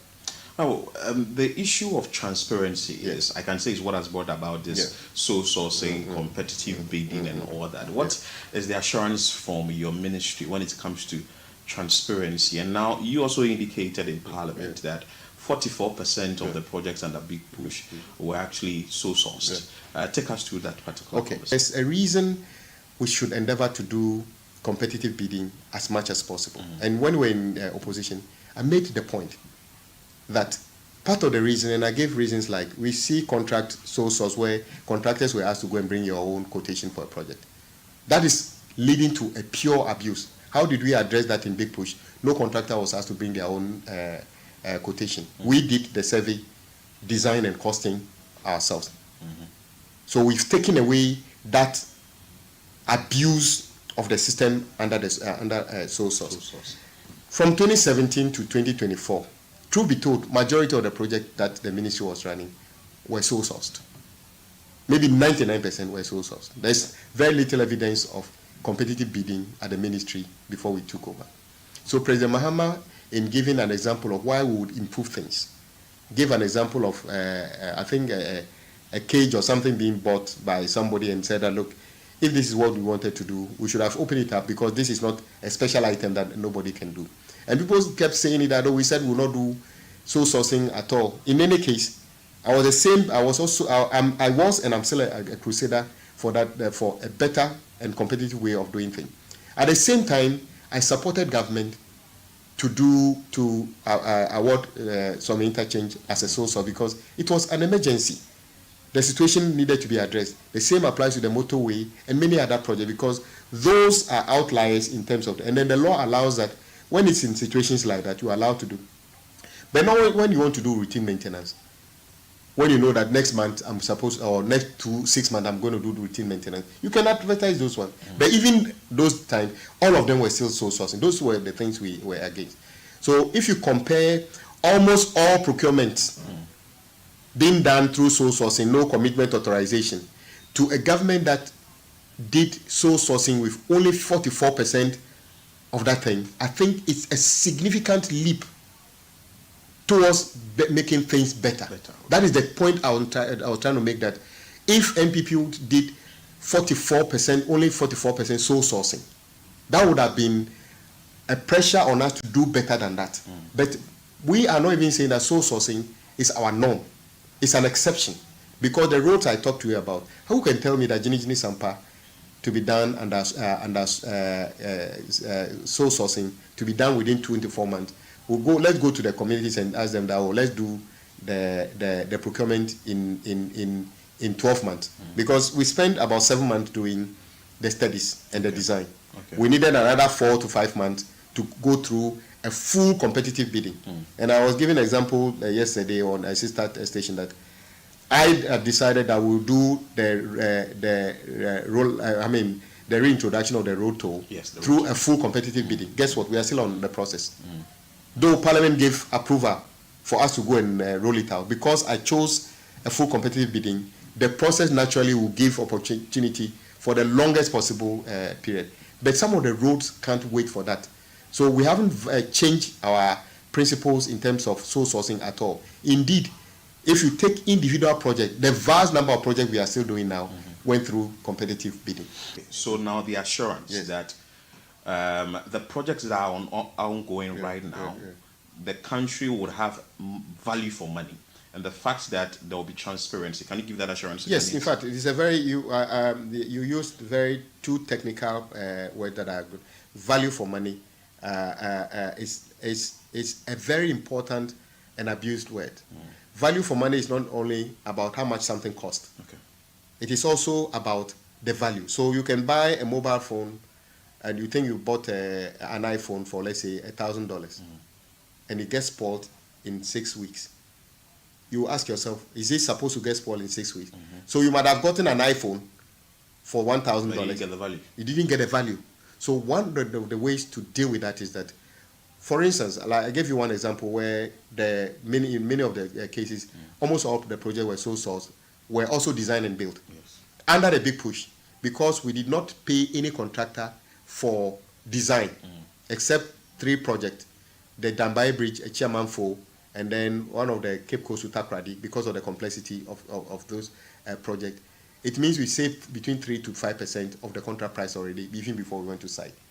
2, in the past, we used to pay consultants, that's the third-party consultant who supervised the contractors, from the pocket of the contractors. Okay. So imagine if my good friend here and yours, so you are the contractor, he's a consultant, and he's supposed to ensure that you do quality work, and you are the one paying him. It's just like the student paying the examiner. Okay. Of course, if you don't, I mean, there's the potential of you asking for favors is there. From the consultant. From the consultant. So we have separated that. Under the big push, no consultant will be paid from the certificate of a contractor. The contractor. We separate the consultant's certificate, the contract, and payment from the consultant, so they can have independent ability to enforce the contract in terms of quality and everything. That is the second layer. And the third one is that because of what we have experienced in the past, and I'm not even saying, when I say in the past, I'm not even talking about only during NPP time, because some of these things did not start only under the regime of President Akufo-Addo. There have been things that have cut across regimes, including some of the NDC regime. And because of our determination to get things done better for ourselves and for our country, we are ensuring that the way we supervise. So, for instance, you hear the argument about cost per kilometer and other things. Yes. We will clear it up at the right time. We are giving assurance that no contractor would walk away with 1 cedi if the contractor cannot account for it in the quality of work done. Beautiful. And I've also said that in the past they will say that, oh, X and Y Limited have done this road. So when it gets spoiled, nobody knows. We are actually unmasking the beneficial owners of every company. Of course, everybody knows President Mama, who is the owner of the Big Push, and his lieutenant at the ministry is Kwame Agboja. Why is it difficult to know the managing director and the shareholders of every project, so that if it goes wrong, everybody knows that it's a BYD or whatever it is the one who did the bad job. They don't hide under the name of the company, because Ghanaians are fed up for paying billions to build roads that fail in front of them in 6 months. We are making a commitment that we'll make sure that you get value for money in terms of the best price for the work and the best quality for the work. And the project should last for the design life. That is what we are giving assurance. Beautiful. You made mention of toll system when you make your submission. Where have we gotten to, whether e-tolling or road tolls? And also, just also tying it in, the when the minority held the press conference, they said that the more you delay, the more we lose revenue. Yes, I agree with my colleagues from the minority side on this issue completely. And I must say that the tolling policy is one of the policies that has received a complete support from the House. And also not beyond the House. I'm yet to meet somebody who is opposed to the reintroduction of the toll. It's the first time I've seen a tax handle being welcomed by the taxpayer, because normally everybody resists it. But the point they made is also a very good point, that you every day that passes without us reintroducing, we are losing money. It's a fact. But what can I do? On one hand, we are being accused of fast-tracking procurement, and then on the other hand, we are being asked that, why are you delaying things? But I think once we started the process for an open competitive bidding, God willing, before the end of the month, we should complete that process and to select a concessionaire. And hopefully, before the end of the year, we should roll out the first phases of the tolling policy, because it's highly IT-based. We need to do a lot of technical work to get it done. And we'll have to roll it out in phases simply because we are only tolling roads that we have made improvement on. So no one is thinking of going to put a toll on a very deplorable road or a road littered with potholes and other things. That is not fair. So automatically all big push projects ongoing now qualify to be tolled. And I think Ghanaians will agree that we have invested this amount of money. Even the day the road is commissioned, there will be the need to maintain it. So we need to have that money. In any case, we have more roads to build. We have used taxpayers' money to do this one. We need to recover that money to build those roads further to other people's communities, and it will be a fair thing to do. And how much we charge and all those things are being worked out and will be made known to the public. We are already engaging a lot of stakeholders, Okada riders, GPRTU, the public as to the potential of how much should we charge for this and other thing, and it will be done in such a way that we carry everybody along. Well, as we come to an end of the interview, issue with gantry, Yes. height, Yes. axle load, Yes. and all that. Yes. What is the ministry doing about it? I know you've put in some measures to ensure that individuals who go flout the laws are dealt with. Well, the gantry heights in Ghana are not different from anywhere else. I think it's normally 4.5 or 5 meters Yeah, high. 5 meters, It is the unpatriotic Ghanaian or tracker who loads the vehicle way and above what it should be, and by that striking the bridges and other things. That is the problem. The same thing applies to the, how do you call it, the axle weight and other thing. And the way to deal with it is coming up. There are few ways we can deal with it. We can increase the penalty, not the fee, penalty, because you have to commit a crime to get fined, and also change the regulation to potentially cause a forfeiture of the overloaded portion of the good. We are working that one with the stakeholders. We want to have a regime where nobody thinks it is worth overloading, because when you overload, you damage your vehicle. True. You spend more fuel, and when there's an emergency, your chances of stopping all become. And then I don't think there's any driver who is interested in knowing that out of his negligence, people have lost their lives. So we want to carry the public along with that. At the moment, it looks attractive to very unhelpful people that they can overload and induce enforcement agencies along the road. So it's working both ways in a very negative way against us, because they are still deteriorating the road. But when we roll out the road toll, and also we are going to give a maintenance contract for all the big push projects when they are completed. Why maintenance contract? So that we don't have to wait and say that we have found a pothole on the road. We should use our own resources as we are collecting the tolls for somebody to make sure that from Accra to Tema, make sure that somebody goes along. If you find anything wrong, you fix it so that it doesn't degenerate. If we can do that, the same principle can be used to make sure that when you see an overloaded vehicle, it can be reported and other things. There's many mechanisms and technologies that have been used elsewhere to deal with all those things, to make sure that we sanitize our road, make it safer, and make them last longer. Because we are investing, it appears, much more on roads than all of our neighbors. Sure. Somehow, our neighbors are able to hold the investment they do on their road more than us. It is not fair to only be interested in getting bigger budgetary allocation to invest in roads and not be interested in making sure that that investment lasts the period by which is being done. In any case, we have a lot of roads to improve. So the money we invest to improve a portion now, it should last enough for us to get enough time to go and develop or work on other ones. Otherwise, then we are not being helpful to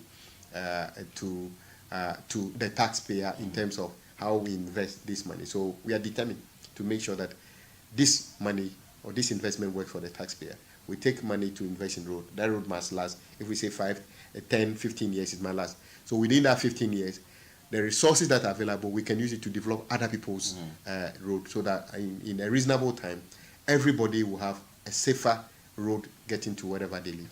Mr. Thank you so much. But details of the big push projects can be found on the ministry's website? Yes, exactly. Okay, so does it mean that every new project that has been awarded will definitely be uploaded? Yes. So website? we are taking time to upload as much as we can, because the ministry, every day things are coming. We are completing projects, we are adding new projects. So we want to get to a point where periodically, we can say every month whatever we have done, add it to the so you don't need to even apply for RTI. If you want to know, okay, I've heard Gini Sampa, let me go on to the website.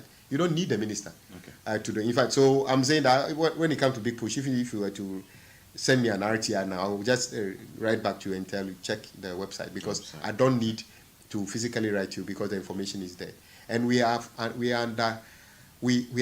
no intention of concealing anything contract data is an open source data. When you go to every project site, there will have been a signboard. Yes. Name of project, how many kilometers, name of contractor, name of consultant, when is it supposed to be? It's there. The only thing we don't write on the board is the contract price. But even if you see any site meeting report, it would have been there. Yes. But there's this temptation to say, oh, this kilometer is, this one is, look, take the road from, let's say, Atimpoku to Aflau. Could be more than 160 kilometers or thereabout. Take the road from Kaswa to Winneba, maybe 30-something kilometers. But compare the prices. They are all asphalt. They are almost the same, or one, even Kaswa might be even be more expensive. Then you ask yourself, why is 160 kilometers the same or close to 34? But you need to go and find out the scope of works that is being done at Kaswa. Yeah. Maybe they are interchanging. Exactly. So this blind politically motivated quantity surveying started when MPP started using it against us when we were doing the Kaswa interchange. And that led, if you remember, Dr. Baumia, His Excellency, went somewhere to say that they were building a 120-bed district hospital for $3.5 million. And I was on a program with my good friend in Parliament, Dr. Kabiru, and I said, if they can build a 120-bed district hospital up to standard there, I'll resign as an MP. And they were happy when they went to check, because I'm a hospital consultant, I'm an architect. Okay. Then one day I asked them, why didn't you ask me to, why didn't you bring the evidence? Because beyond what you said, under the same government, you went and awarded Agenda 1 hospitals 60 beds for $17 million. If it only cost $3.5 million to build 120-bed DC hospital, why are you awarding 60 beds for $17 million? Because of this same politically motivated quantity surveying. But no professional quantity surveyor will just tell you that a kilometer of road, of asphalt is this, a kilometer of this, because the quantity surveyor now need to know what is the scope.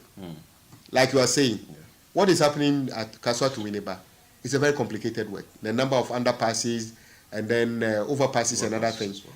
We don't have that level of complexity between Atimpoku and Aflau. Okay. So you shouldn't just use the length to determine whether something is more expensive or not. And so the ministry will come out professionally to explain this so to settle the matter once and for all, for politicians to stop doing this to themselves. On record, what we have done in terms of a combination of various forms of procurement, we have done better than anybody else so far. But we want to do even better.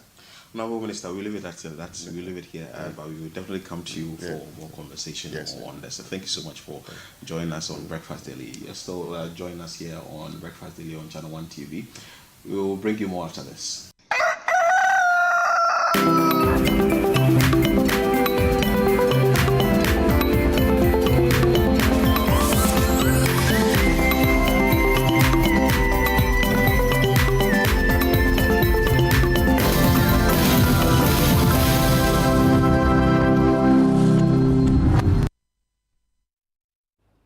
Welcome back, and that was a nice conversation Philip had with the Minister of Roads and Highways, Kwame Governs Agboja. And right now we are moving to other things, and you might as well just get a seat, relax, and enjoy, because you are definitely going to love this one. So we're going to be talking about the recycled crust, and I'm sure you're wondering what the recycled crust is all about. But in studio with us, we have Very Reverend Father Matthias Yao Kotoka Amuzu, who is the Director of Justice, Peace, and Integrity of Creation. And then we have George Nowak, Public Relations Officer from Missio, Germany, and Sister Mercy Benson, SSPS member, Archdiocese Assistant. How are you? You're all welcome. Thank you. I'm so fine and happy to be in Ghana and in the warmth. My wife just told me in Germany there's snow and very cold, so I'm very happy here. All right, that's a good thing. Now let's get straight into the conversation. The recycled crust. What is the recycled crust about? I'm going to start with you, George. Yeah, for the organization Missio in Germany, I was in 2019 here in Ghana in Agbogbloshie. We had talks with the Archdiocese and with the sister about the situation there, and we started to help there the children, and we found out that the people there are very creative in recycling, but under terrible conditions. So, and there is one wonderful example how creative these people are, and one little recycling cross I have here as a gift for you. Oh, nice. And Thank you. this is a cross which is shimmering very golden, but it's not gold. Right. It is brass from an old demolished air condition from Agbogbloshie. Agbogbloshie, yeah. And this has been recycled by a wonderful man called Idris. He takes out the brass and creates very beautiful things about this. And we sell this in Germany to support this project. And this is my gift for you. Oh, thank you. So it's from Germany, but originally it is from Ghana. Ghana, yeah. And I think from an old AC. yeah. Wow. And In Agbogbloshie. yeah. Oh, I love my cross already. Thank you for wearing it a lot, so you can see it. So because we not only want to ask as an NGO for donations to help the children and the people here, we also want to communicate how wonderful, creative and productive the people are here. So, and this is one sample, and then we also had created a bigger cross which we brought together with Sister Mercy to the Holy Father. Oh wow! You presented one from Ghana here to the Father. Wow! And it was all created by the people in Agbogbloshie. Agbogbloshie, That's right interesting. here in Ghana. All right. So, why is the Catholic Diocese actually collaborating with Missio? Father. Oh, thank you very much. Missio actually started a good job already with people of Agbogbloshie, and the church realized that what they are doing is really good to help one, the youth unemployment, solve some of the problem. Two, create some kind of salary or something for them for their own upkeep. Yeah. Three, that they should live in a good environment. And four, the way we manage our environment, waste management, is really poor. So we have people very creative that can change waste things into good use. Why don't we partner with them to encourage the people of Agbogbloshie to actually take up that challenge to elevate their own status and also feed their families. Wow. Yeah, a lot of pollution, you know. Nobody wants to identify himself or herself with Agbogbloshie. And so if good things like this can come from them, we need to encourage them to do more. Right. And also to entice other members of our own citizen communities to see how they can help these people come out. So how long has this been going on for? For the past 7 years. 7 years. 7 years, yes. And we tell in Germany a lot about Ghana and the situation, and we have one good example. The cross is one, and the other one is a mobile phone. Mobile phone, yeah. Because we tell the people in Germany, inside your mobile phone, there are souvenirs from Africa, from Ghana, because inside there's gold and coltan. Coltan. And we will go in the next days to a gold mine here in Ghana. And I think many of the people know there are terrible working conditions, etc. So, and we want a fair trade. We want, if we use your African gold, we want that this if you get this under fair condition and fair prices. So I think this story shows how much we are connected in one world. We live together, we use your gold, and what is above this, Africa feeds us in Germany. We get your fruits, everything. And to make this more visible and say, how can we make a better world, how we are doing fair trade, etc. So the mobile phone is a symbol and the cross is a symbol. And we are very lucky and happy that the Holy Father welcomed us, because now we have the blessed cross and will celebrate the Mass on Sunday. So it is political, it is fashion, beautiness, it is help for the children, it is a pastoral aspect. So how many people are employed by Missio? By Missio in Germany? I mean here. Like how many people in Agbogbloshie are working with the trash to create something beautiful? Thank you very much. Currently, we don't have them as a setup. Okay. They are individuals who are producing this. So we have a channel of about 3-4 people. But if you expand it to those who do the export, because we are very grateful to MISSIO, so many replicas of these crosses have been sent to Germany, and they are well patronized there. Wow. So if you think of the chain, there could be about 3 others involved. Altogether, we would have between 6 and 10 people involved. Right. If we talk about those dealing with this more or less directly. So on Saturday the 28th, that is tomorrow. Yeah. What's happening? Tell us about it. Yes. So tomorrow, 28th, in the morning, the team from Germany and the team from Accra will go to Agbogloshi. First of all, we start at City of God. City of God is formerly known as Sodom and Gomorrah in Accra here. Yeah. The church bought a property there that they use for training and teaching those in that area. We also have a clinic through them to serve the community right there. So we are going to go through the City of God for them to see how it looks, and then we go to the clinic. From there, we'll go around the lagoon. He has a story he'll be telling you very soon about the lagoon because it's very dear to his heart. I will not put the cart before the horse. I will let him say it himself. We shall go through that place, and then we'll go to the scrapyard where the cross was crafted. And then from there, they put up a new school for the kids, direct opposite to the Bukum Boxing Arena. Inside the St. Mary's Yard, they put up beautiful 6 blocks there for the children from Agbogloshi scrapyard. Wow. So, and they also had a bus that conveys them from Agbogloshi scrapyard to the school, and from the school back to the Agbogloshi scrapyard. So that's a powerful thing they have done. That's why the church is so happy that they've done that. That's why I'm trying to collaborate with them to continue that good job. You all agree with me. We are in Accra. Small rain, everywhere is flooded. Yes. Why?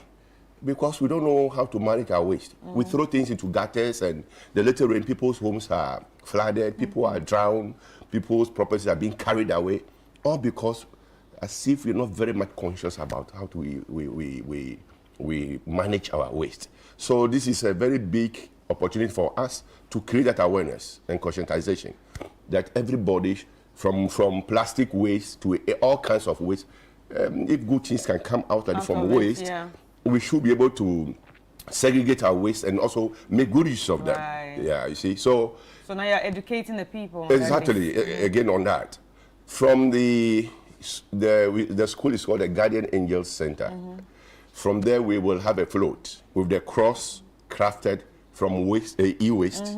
Blessed by the Holy Father. Blessed by the Holy Father, Pope Leo the 14th. And then we will have that float to the TUC junction, where all the Catholic faithful will assemble, and then we shall process with the cross into the cathedral, where it will be formally be presented to the Archbishop of Accra. And then there will be a short ceremonies and speeches.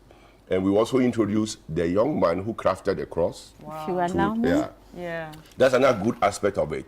A Muslim creating a cross for us Christians. Number one, that also tells you that the relationship between Christians and Muslims in Ghana is very cordial, and we want to encourage that. You know, we want to encourage that. We are really touched by the Muslim ready to, to manufacture or create the symbol of our salvation, the cross, for us. Very, very, very interesting, and we are very happy with that one. And please, if I may add something to what Father has said. Idrisu, his name is Idrisu Salifo. He's producing crosses. Today we are going to pick up about 500 pieces of crosses that he has created. Of a tiny cross like this? Yes, please. Yeah. For Germany. For Germany. Yes. And some are brooches. Even brushes? Yes. By this same Idrisu? Yes, please. He has we also are very made symbols. creative, and some of my colleagues says, Oh, what is about the idea to produce something for decoration, the Christmas trees, a star, a tree? Oh, we need to meet Idris or something. Yes. You'll see him tomorrow and Sunday at our Holy Spirit Cathedral. And I'm so happy that you take, that you present this topic here, and there will be also German journalists who accompany us. On the way, we can show how could we fulfill the dream of Sister Mercy, who said, I don't want that child labor in Agloboshi. I want to get the children out of the streets. So now we have this Guardian Angel Daycare Center where the children are safe. They can learn and play in a clean environment. And we will walk with the cross the way and show all the steps, how we went there, where the children have been working, and these conditionals are not acceptable. And there is big hope for a new generation. There are now 75 children, and if they go then to the further schools, they will become doctors, teachers, journalists, but they don't work in this danger zone of Agloboshi. This is our aim, and we will show on Saturday how this story started with this big dream. Yeah. But at the end of the day, how much waste is created in Agloboshi? Wow. That's so much. Huge. Yeah, because it was out of waste that this is formed. Yes. It's out of waste that Idrisu is, creating more crosses and brooches, right? So how much waste are we talking about here? I heard something that a whole truck of 20 or 40 tons comes every day there. This is an old statistic. But I would like also to add, me as a German, a statistic from Germany. We have in Germany 200 million old mobile phones which are not used anymore. Right. They're somewhere in the houses, they don't use it. Inside there is waste, which is has a lot of money inside. 6,000 kilograms of gold are not used in Germany anymore because they are inside of the mobile phones. Yeah, inside the mobile phone. So this is so interesting. We have this really toxic place, Agloboshi, and we have in Germany so much old gold, etc. And to learn from each other and to check how can we solve this. And I think really the recycled cross is such a good example how clean recycling can be possible. We don't want that the people there are standing in the smoke, burning cables to get the copper outside, because this really kills them. Wow. Please, I would like to add a piece to this, that in Belgium, at the European Union Parliament, interestingly, I heard of something that shocked me. In fact, I was, as George mentioned a while ago, I was blessed to have a visit to the Holy Father with a cross and presented it for blessing, after which we flew to Germany, then to the UE Parliament. And I was shocked to hear that Germany is also struggling with e-waste or recycling. The politician revealed to us that they had succeeded to recycle 32% instead of the aim to recycle 65%. So Germany had met only half the quota. And in fact, this also caught me into reflecting further to say we should continue recycling what can be recycled, so that we also encourage others, Germany included, to recycle and give a better life to some people, because Idrisu is now able to make a better life. And he's paid for this. He's paid. And he has a good income. I have to, because I wanted to be sure it's fair trade. Can you imagine, he has been working before in Agloboshi under dirty conditions, and I think his income is now on the level of a teacher in Ghana. Wow, that's very interesting. That's very interesting. Maybe one day we really need to visit. Please. And come and meet our little ones. Okay. During the day, in the schools, right? They have, yes, please. Okay. They have a clean environment. So are they also being taught about, recycling? Because it's important that if you're doing this, you should also impact this knowledge to the children. Yes, please. They are segregating their waste in the school. They are learning they that. Have yes, please. All this is taught to them, so that hopefully this will be passed on to the future generation. I believe by if we continue this, or there are more people like you doing things like this, by 2030 we are definitely going to achieve the sustainability goals. Correct. Anyway, any final words? Before we go to the final word, we would like to encourage you to inform you that we are planning to start a training center. Okay. Where Idrisu will be our master trainer. That's what I want to hear. Thank you. That's To what I train want to hear. in fact, don't say I'm biased, okay? To train young women, jobless ones, but also the youth, boys as well. On how to use waste to create. Yes, please. Oh, wow. So please join us in this, and later on help us advocate that this can be bought also here in Ghana. Yeah, but how can people reach out in case anybody wants to contribute to any of this? Thank you. Yeah, I think they can get in touch with the Justice and Peace of Archdiocese of Accra, and we shall be there to support. All right, Justice, Peace, and Integrity of Creation. Yeah. So, with the waste management, Yeah. this is where we come to integrity of creation, because the earth is our home. Yeah. So we have to manage things properly for our own good. Yeah. You understand? And so I want to use this medium to invite all of you, all Ghanaians, to our program tomorrow. And then to Sunday, which is the climax, where the president from MISIO is coming from Germany to officially present this beautiful sacramental cross to the Archbishop of Accra. The cross made by Idrisu. Yes, That's very the good. cross is arriving this night. The arrival is today at 5 p.m. And it's already blessed by the Pope. Yes. Yeah. So you're invited to the airport to see it. Yeah. And that's you. Yes, Yeah. please. Yes. Yeah, that's very interesting. Well done. And I'm so inspired that you are wearing this cross Oh, now, yes. that you like it. I love it. And maybe we should think about that we need an online shop, because if there are more people who wear this and who got aware of the background and say, oh, this is so beautiful. Yeah. And when I buy this here in Ghana, there is a contribution to help this project. And it shows the beauty. And what impresses me so much, and this is my final word, I'm so impressed by the people here who are so creative and who try to struggle to survive. And if they create something beautiful like this, this is a wonderful message which I will bring back to Germany. Thank you. Thank you. Thank you so much. So thank you so much. Ladies and gentlemen, we've been speaking about the recycled cross, and from waste to witness, and Ghana's recycled cross from the Mission of Christ. And now there's going to be a procession tomorrow, like Father said, 28th of March 2026. The procession starts from Abubushi to the Holy Spirit Cathedral.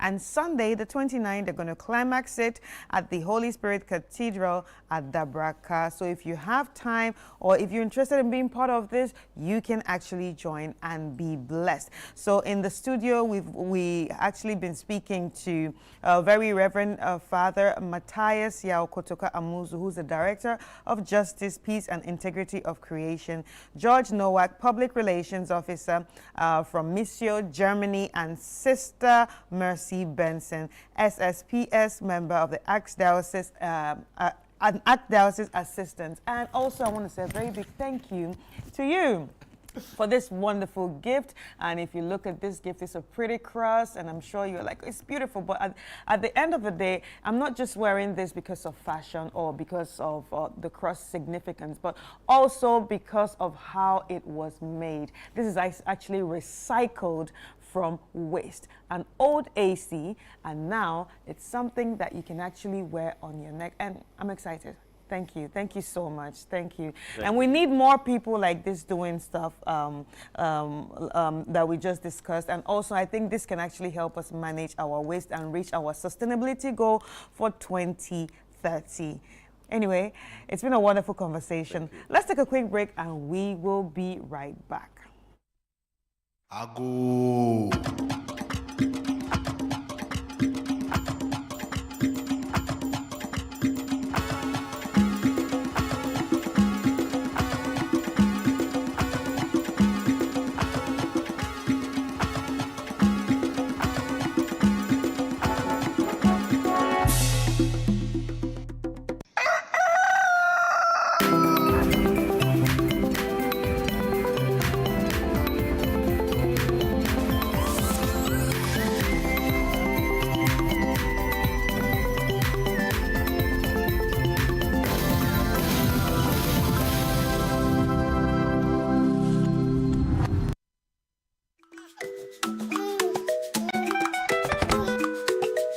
How may I help you today? We'd like to open a bank account.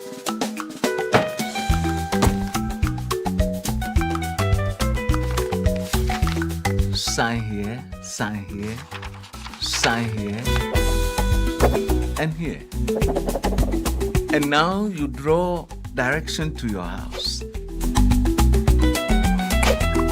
I need your thumbprint. And I'll need your birth certificate too. No, I need the original. A lot has changed since you bank like this. So have we. We've made it easier than ever to open an account online and bank on the go through our mobile app, online banking, and more. EcoBank, a better way to bank your way. Sign here, and here. EcoBank, the Pan-African Bank. Verna is clean, fresh and safe. I'm holding my Verna bottle. No plastic seal, no worries. Open and hear the sound like click. That sound means it's fresh, no trick. No plastic seal, but it's still pure. Cool and clean, you can be sure. Verna leads the brighter way. What takes my doubt away? If it clicks, it's Verna. If it clicks, it's clean. Sip it, feel the difference. Verna water, pure and green. Click, open, sip. Click, open, sip. Chalet Verna. No stress, just sip.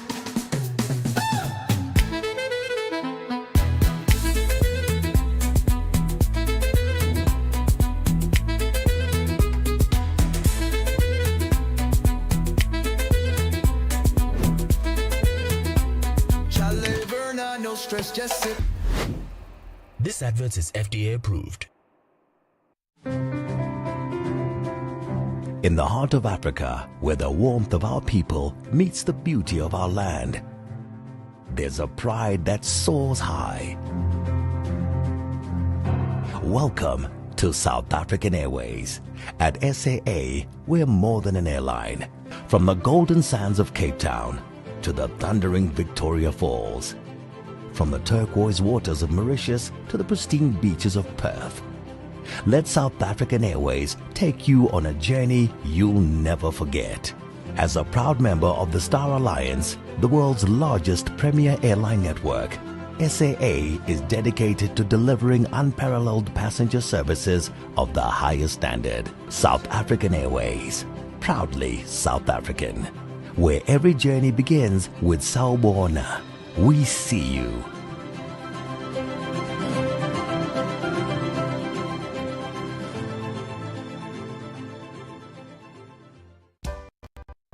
My line of work, a confident smile is everything. Kel Charcoal Toothpaste keeps me on top of my game and ensures my smile is always radiant and bright. With the tiring nature of my job, we spend several hours under the scorching sun. To keep our teeth white and our breath fresh all the time, we use none other than Kel Charcoal Toothpaste. Kel Charcoal Toothpaste. You're on a Kessie and in a kit one. Samayo Kendini, a who be here, Semetra Sapapadia to Amame Manfo, Kel Charcoal's natural ingredients, and a bomb is several buying, a man swing, Nesansu Mama Hoto so a will bedroom. Kel Charcoal Toothpaste. Choose Kel Charcoal Toothpaste for anti-cavity, whiter teeth, and fresher breath all day. Available in 80 gram and 150 gram. Grab yours today. Kel, happy smile. This advert is FDA approved. Are you ready to explore Ghana? A land of rich heritage. A land alive with culture.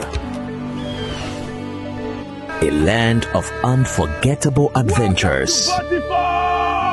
From breathtaking landscapes to wildlife. Festivals and nightlife that never sleeps. But planning the perfect trip can feel overwhelming. Now, everything you need is in one place. With Ghana Tourism Marketplace, you can book hotels, discover tours, rent cars, connect with expert guides, and explore destinations across the country. You can also get tickets for amazing experiences like Movie in the Park at Platinum Bay Hotel, Uncle Ebo White Theatre shows, Kwame Nkrumah Memorial Park visits, and more. So go ahead, plan your journey and experience Ghana your way. Ghana Tourism Marketplace is brought to you by Ghana Tourism Development Company, your official gateway to discovering Ghana.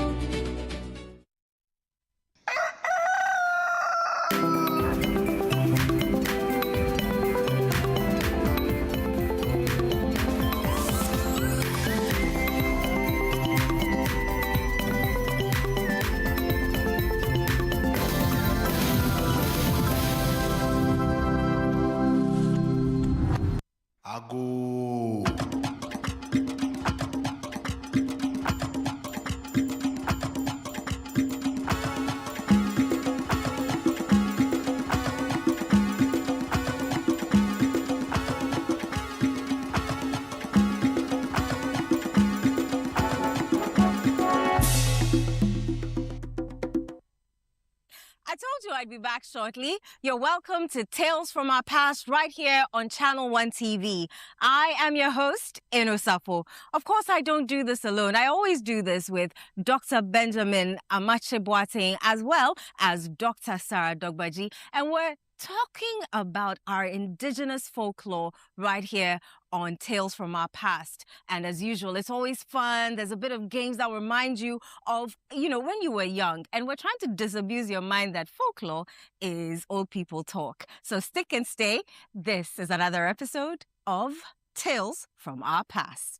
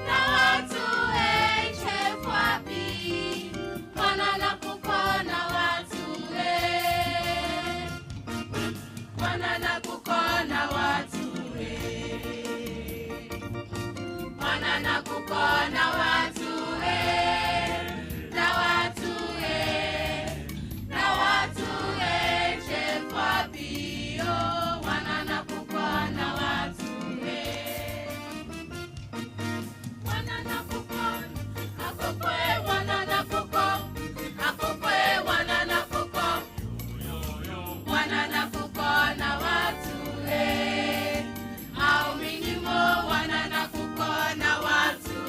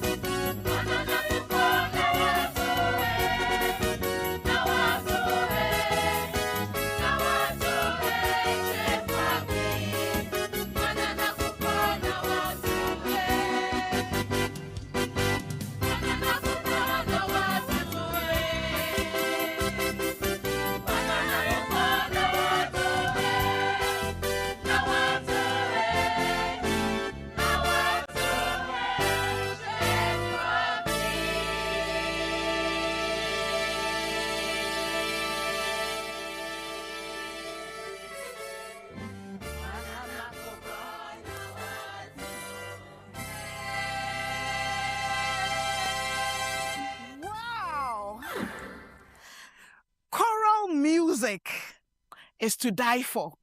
It is so beautiful. But did you know that Kwaku Anansi was once a composer? Oh, you're surprised. I will tell you the story. A very long time ago, there was famine in the land where Kwaku Anansi lived. But close to his house was a huge silk cotton tree. And on top of that tree lived Mr. and Mrs. Hawk, a.k.a. Ahon. It is an Eber story. Ahon and his family lived there. But because they could fly, every day they flew and flew and flew and flew and flew and went to distant lands and found food and water for their babies. So their babies were flourishing, looking good, whilst Kwaku Anansi, a.k.a. Aye, and his family were shrinking. One day he sat down and said, how come me and my family, we are dying of hunger, and Ahon and his family, they are doing well? Lie. He made a plan. What is this plan? That one day, when Ahon and his wife leave to go and look for food, he will harvest their babies and then enjoy Ahon baby soup. So when they left, Aye went and took a huge axe and started felling the tree like this.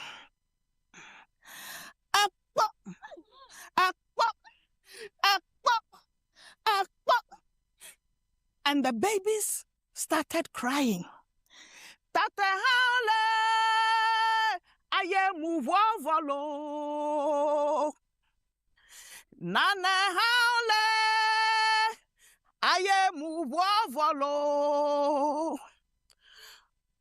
The chinugami yi hanagbate, mbena hanugami yi hanagbate. The chinugami yi ha.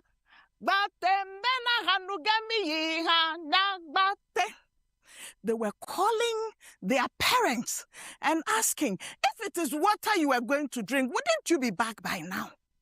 If you were going to drink alcohol, wouldn't you be back by now? They sang and sang, and as they sang, Kwaku Anansi, a.k.a. Aye, kept until he fell the tree. And he quickly went and took the babies. He went home and prepared for himself delicious hawk baby soups. He even had the nerve to add prekese. Even ginger was inside. Pepper and kitten, spice that thing très bien. And he drank it. But you see, what happens every time you are engaging in wrongdoing? I don't want to say sin.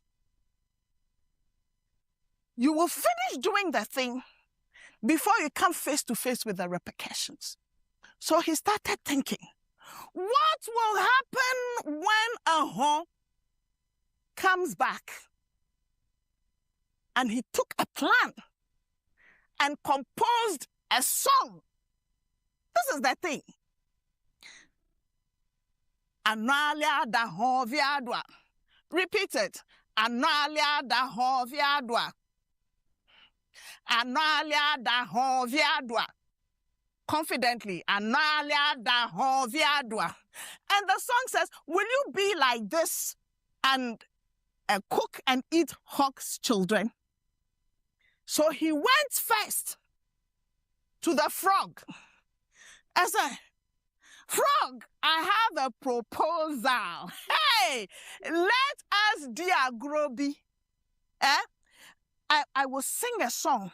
Analia da hoviadwa. And you will respond, Madrigong, Madrigong. He went, Akotovitete, Analia da hoviadwa.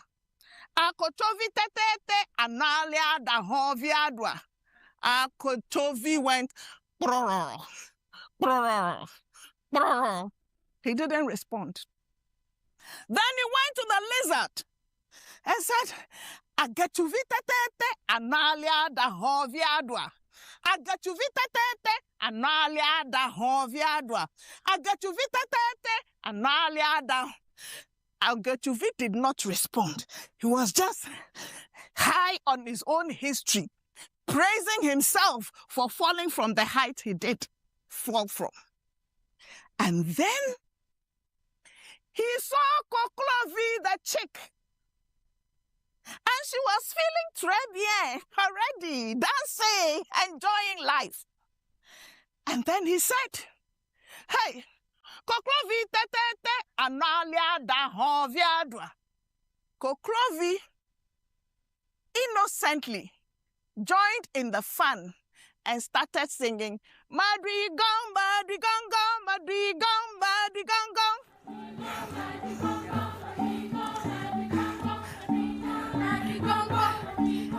So let's do it again. All the men, you should sing Analia da hoviadwa, and let the female voices sing Madrigong, Madrigong, Koklovi tetete.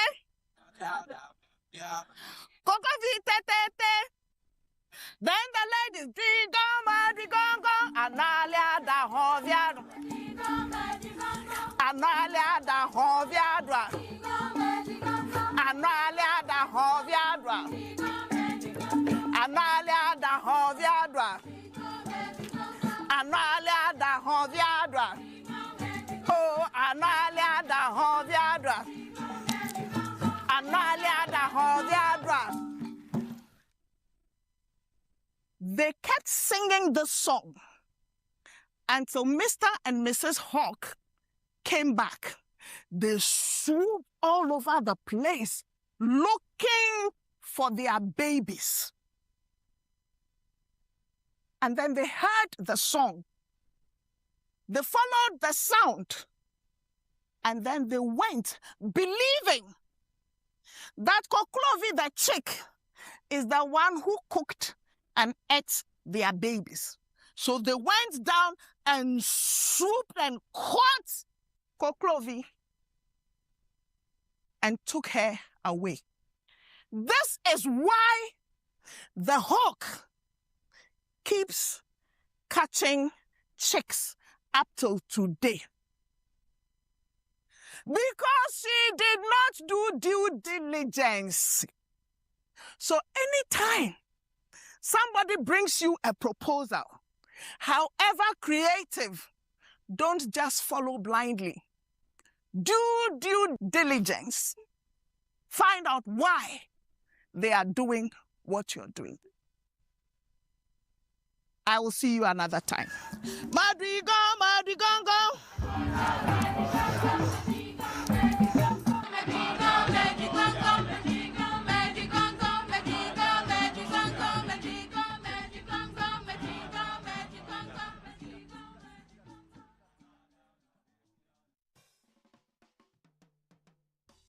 Ago.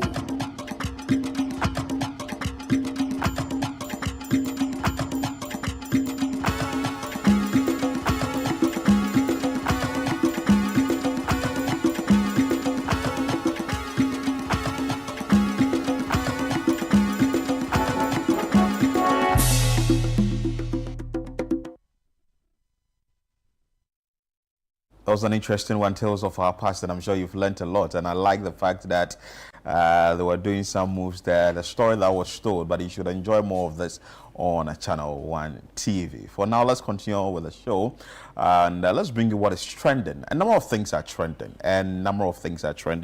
but we will talk of a few of them here on the show. Yesterday in Parliament was the passing of the Legal Education Bill, and we will speak to you on that. Let's start with that. And Parliament has passed the Legal Education Bill 2025, paving way for significant reforms in the country's legal education system. The bill establishes a council for legal education and training, which will be reasonable for regulating legal education and setting curriculum standards across the institutions. A key provision of the legislation is the shift of the professional legal education and training program from the Ghana School of Law to accredited universities. There have been reactions on this. Under the new framework, a law practice training course will be introduced and offered by approved universities to prepare eligible candidates for a national bar examination. And I know today a number of the individuals who have gone through the legal education process will be called to the bar today. I want to say a very good morning to them and congratulations to them. But let's bring you the insight on that, a video of what actually transpired in Parliament yesterday. An act to establish the Council for Legal Education and Training to regulate legal education in the country, provide the curriculum and standards for legal education, and provide for related matters. I remember that the Legal Education Bill 2026 is duly read for the third time and accordingly passed.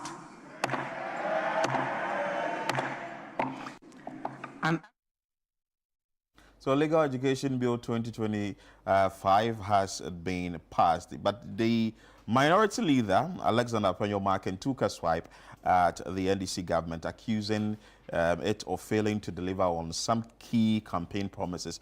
He argued that while the reform of legal education is important, the government must also demonstrate commitment to other critical pledges made to Ghanaians. So that is it there.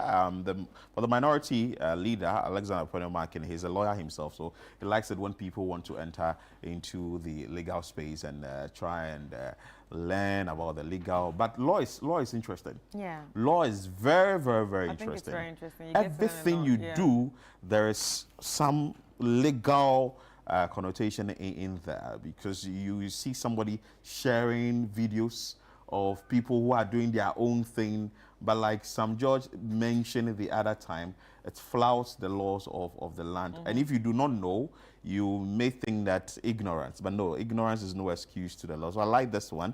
Like let's we just saw today, yes, reading the anti. Yes, anti thing. You wouldn't know, but there's a law backing that by calling somebody auntie. I can actually sue you for constantly calling me auntie. Anyway, let's bring you some comments on that. People are commenting on that. The Legal Education Bill 2025 that was passed in Parliament yesterday. Not be small lawyers go day the country by 2030. And it's true, today some are actually being called to the bar.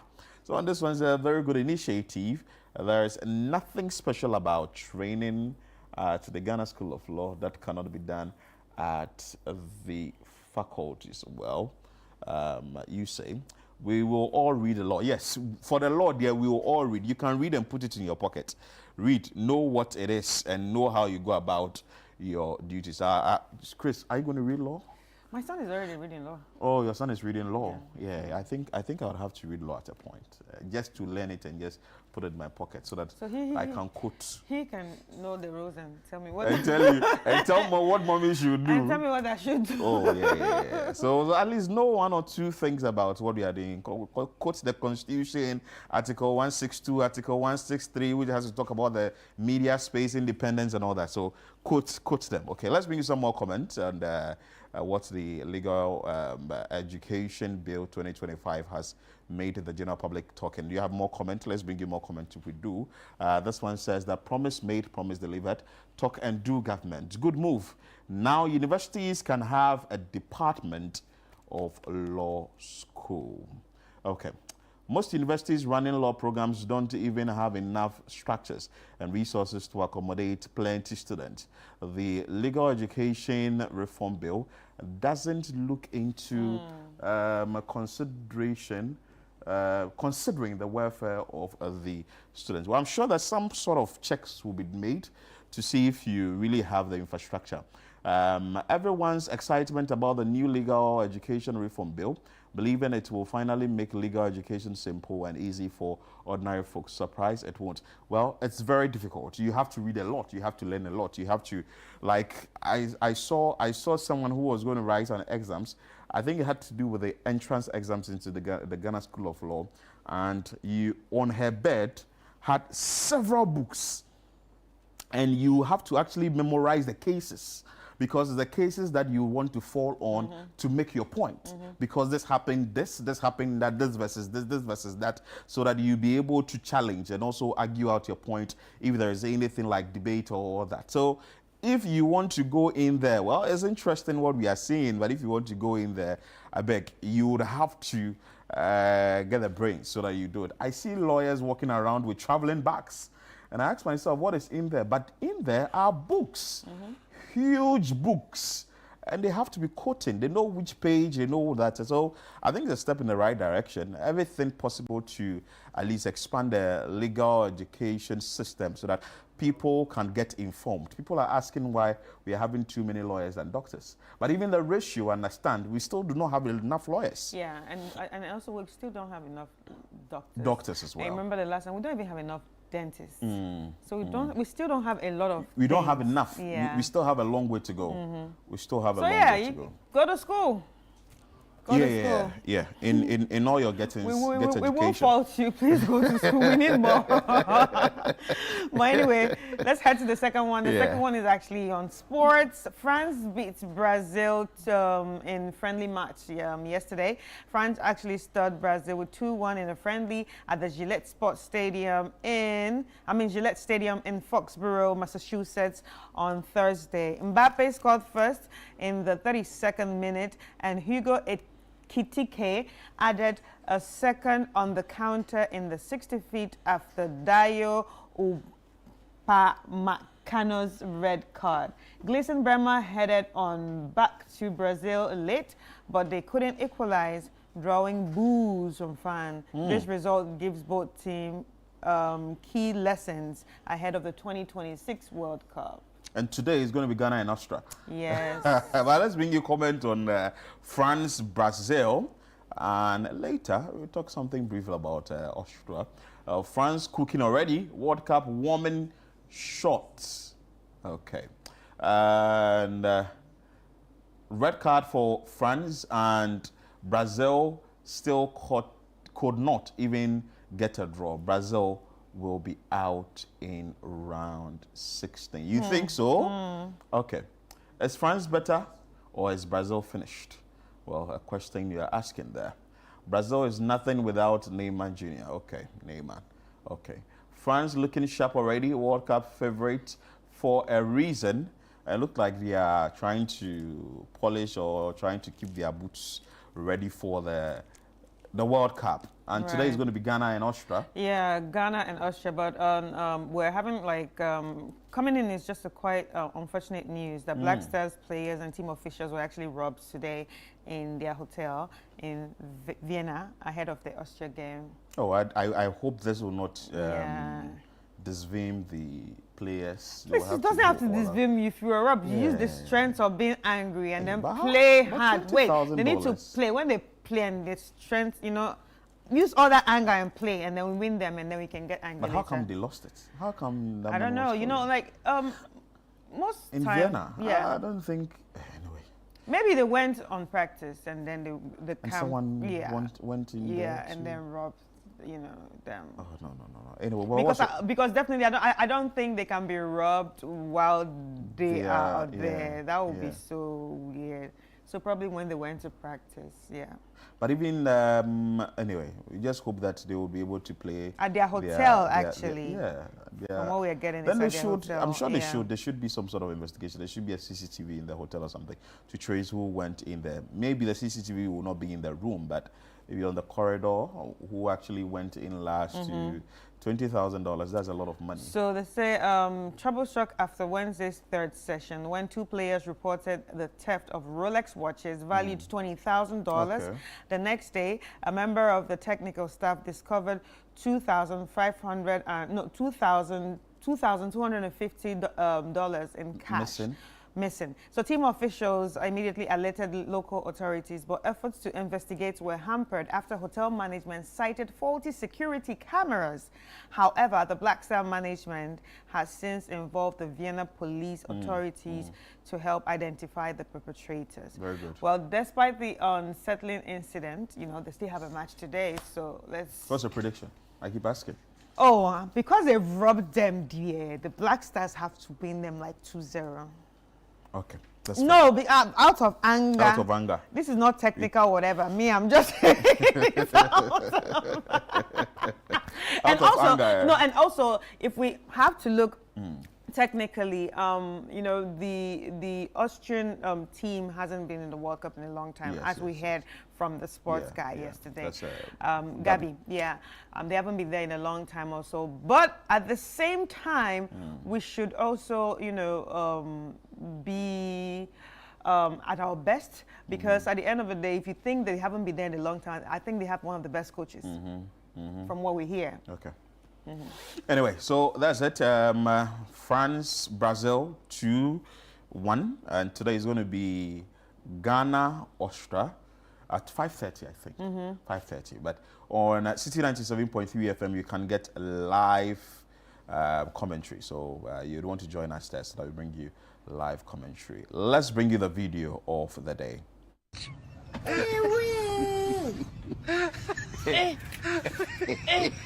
Oh no!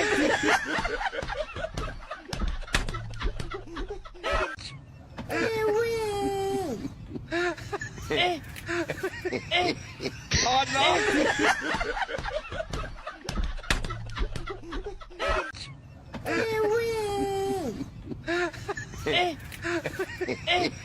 Oh no!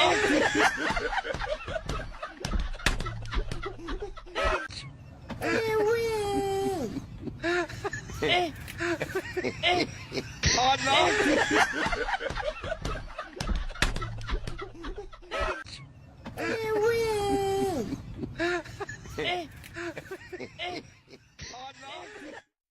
Okay, so shake before use. Are you seeing it on bottles, right? Yeah. Yeah, when you go and buy less syrups and shake before you use. But he's following the instruction. So is that what he's shaking? But he's still following the instruction. Interesting. Except the right, shake the bottle before you use. But isn't it on like that? Is that on a shake before use or something? His own says shake well before use. Okay, that's fine. So when you're so if I'm supposed to follow instructions, you'll be shaking whatever you need to shake. Shake. But you forgot you're taking medicine. Anyway, so away from that, there is this interesting conversation about rent. And it's made waves. People have been talking about it. A comment from the president as well, asking people who would have to pay rent advance 2 years to maybe report to their landlords to the rent control department. We have comment on that. We have people talking about it. Have you had experiences with that before? If yes, we would want to hear from you. But first, let's hear from the president of the day, actually asking tenants to report their landlords to the rent control department. I don't know if you can do that. I don't know what vim you have to really do that. But let's bring you the video of the president talking about rent. And so let me take housing and sanitation. Housing is a major problem. And for households, it is consuming the income of households. We need to have a national housing dialogue and decide how, between the private sector, government, and labor, we can come together and come out with a social housing policy to make sure that we provide affordable housing for workers to purchase on mortgage or to be able to rent at a favorable cost. The reason why private house owners are taking advantage is because of the deficit in housing. And so We have the rent courts. We say don't take more than 6 months of advance, rent advance. But the one who is renting and the house owner are both not prepared to go to the rent court because they are doing it quietly. It says pay 2 years rent advance. You can go and report him at the rent court and we'll hold that landlord accountable. But the one who is being asked 2 years rent advance doesn't want to go to the court. He will go and pay the landlord because he wants a place to lay his head. And so it is because we have a housing shortfall, and that is what is making them take advantage. Countries have instituted social housing policies that have been very successful. I've seen the Kenyan example, and Kenya has built hundreds of thousands of housing units, which they either rent or sell to government employees. In the past, employees have not been able to buy houses because we fix their mortgages in dollars. And because the dollar kept sliding and was not stable, then it means that if you take a mortgage, you find that eventually you are not able to pay, and then they take the unit from you. We just pray that we're able to keep the city stable. I've said that we don't want a strong city, we want a stable city. I want to know that every year the city will depreciate by 3% or 5%, 3% or 5%, so you can plan. And it will not add too much onto your mortgage bill. So now that we've been able to stabilize the city, let's work together to maintain it, because there are many benefits that all of us will get from a stable city. And so if we're able to do that, then workers from their income can go and take a mortgage and know that they're paying a certain percentage of their mortgage. And especially if it's in a place where you're working, then you can stay, instead of paying rent to a landlord, the rent that you were paying will go towards owning your own house. And so that's something that we need to look at. Thank you, Joshua, for your support for the constitutional review process. It's going to be a very transparent process. We're soon going to announce the... So the president actually touched on it. So issues of rent. Today we want to hear from you. There are people who are arguing that, well, 6 months is too short. Let's do a year so that at least I can be free during the period. And, you know, because we have about, I think, 1.8 million to 2 million housing deficit. So it's brought a pressure on people renting. You'd see that someone who is going to rent would have to actually move from Adabraka to maybe Bawe or to Weja, or go to Santor, go to East Legon in search of a decent apartment or a decent accommodation. And mind you, your money also determines where you go. Because if you are looking for... The area determines how much you pay. Exactly. And even the money determines the area you are going. Sure. Yeah, because if you don't have an amount of 2,500 or 3,500, I don't think you can go to an area like maybe East Legon. You can go to an area like maybe North Legon or West Legon. Or you can go to an area like... Cantonment, you may not be even able to pay. You can go to an area like Chado. You can, because I know someone who is renting sort of 2-bedroom apartment and is paying about 4,500, 5,000 Ghana cedis. And you know that the person is renting for a period of 6 months or a year. And now the landlord is expected to take 6 months and not more than the 6 months. But you have been looking for this apartment for a very long time. And as soon as you get there, the landlord makes you an offer that, well, pay 1.5 years so that you can take the apartment. And because you've been looking for the apartment for a very long time, you will definitely pay, because we've not addressed the housing deficit issue in this country. We follow the Works and Housing Minister to a number of affordable housing units that, okay, fine, it's going to be affordable. But even when you look at the amount of money that they are charging, or the amount of money that that particular apartment goes in for, an individual who is working and is being paid 2,000 or 3,000 Ghana cedis cannot afford, will not be able to pay that particular money for the apartment that even the government is giving out. Talk less of mortgage.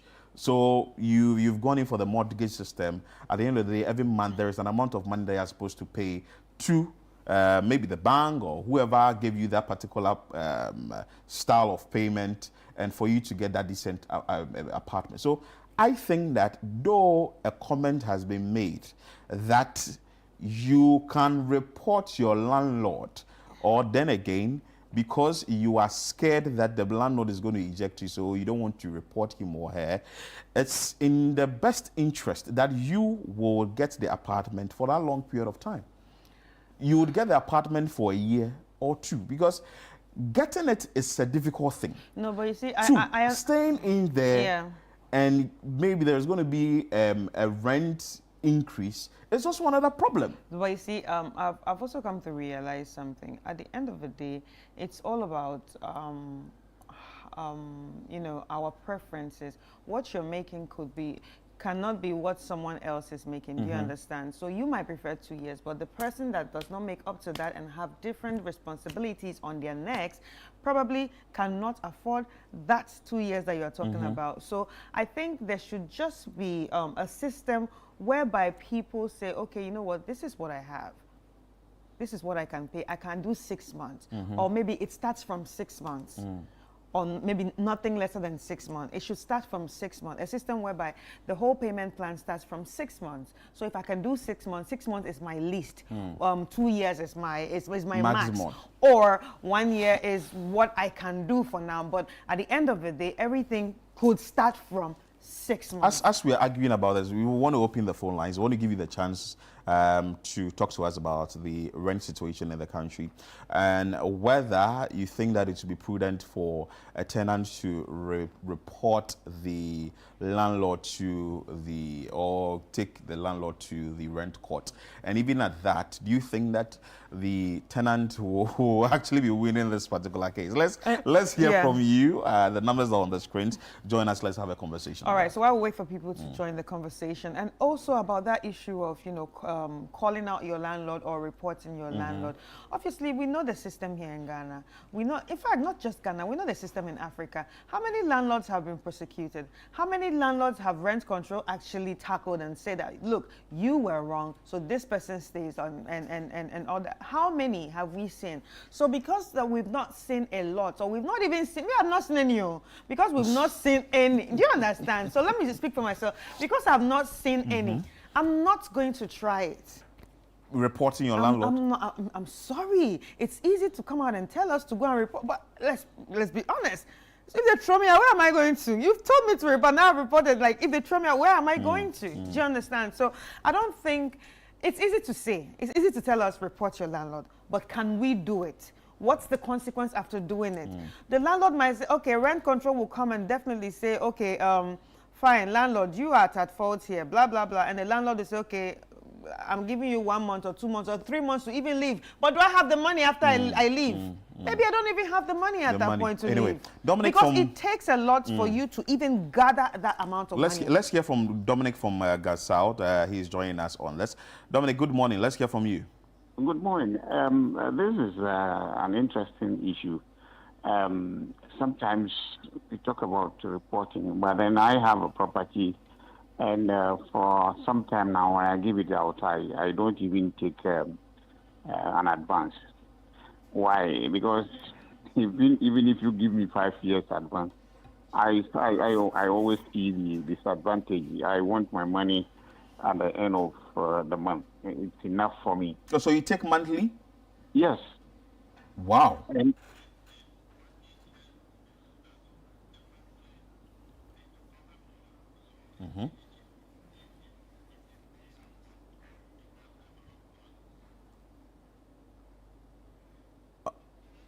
Okay, so Dominic was making a comment there, and he says that he prefers monthly. He says he's a landlord and he prefers monthly. So Dominic, a month, can you tell us the apartment or how many bedrooms and how much you take for a month? For now, not really apartment, but then there are shops. Oh, okay, shops. Okay. Yes, and you know, it's about 300 Ghana cedis per month, and that one is enough for me. I don't need it in years or whatever. I don't. If you give me that 2 years, 3 years advance, I will waste the money. Really. Yeah. So I want it at the close of the month every day as a retired person. That's what I need. But don't you then get they excuses? They go begging. Okay. They go begging that, you see, if they pay in bulk, it's like there is a burden off their shoulder. And so they will be, begging you to pay at least a year or so. Well, in this case, if the person says that is good for him and you accept it, where do you go wrong? You understand? So if somebody goes to report somebody and he hasn't committed any crime, what do you do? I mean, I am just confused.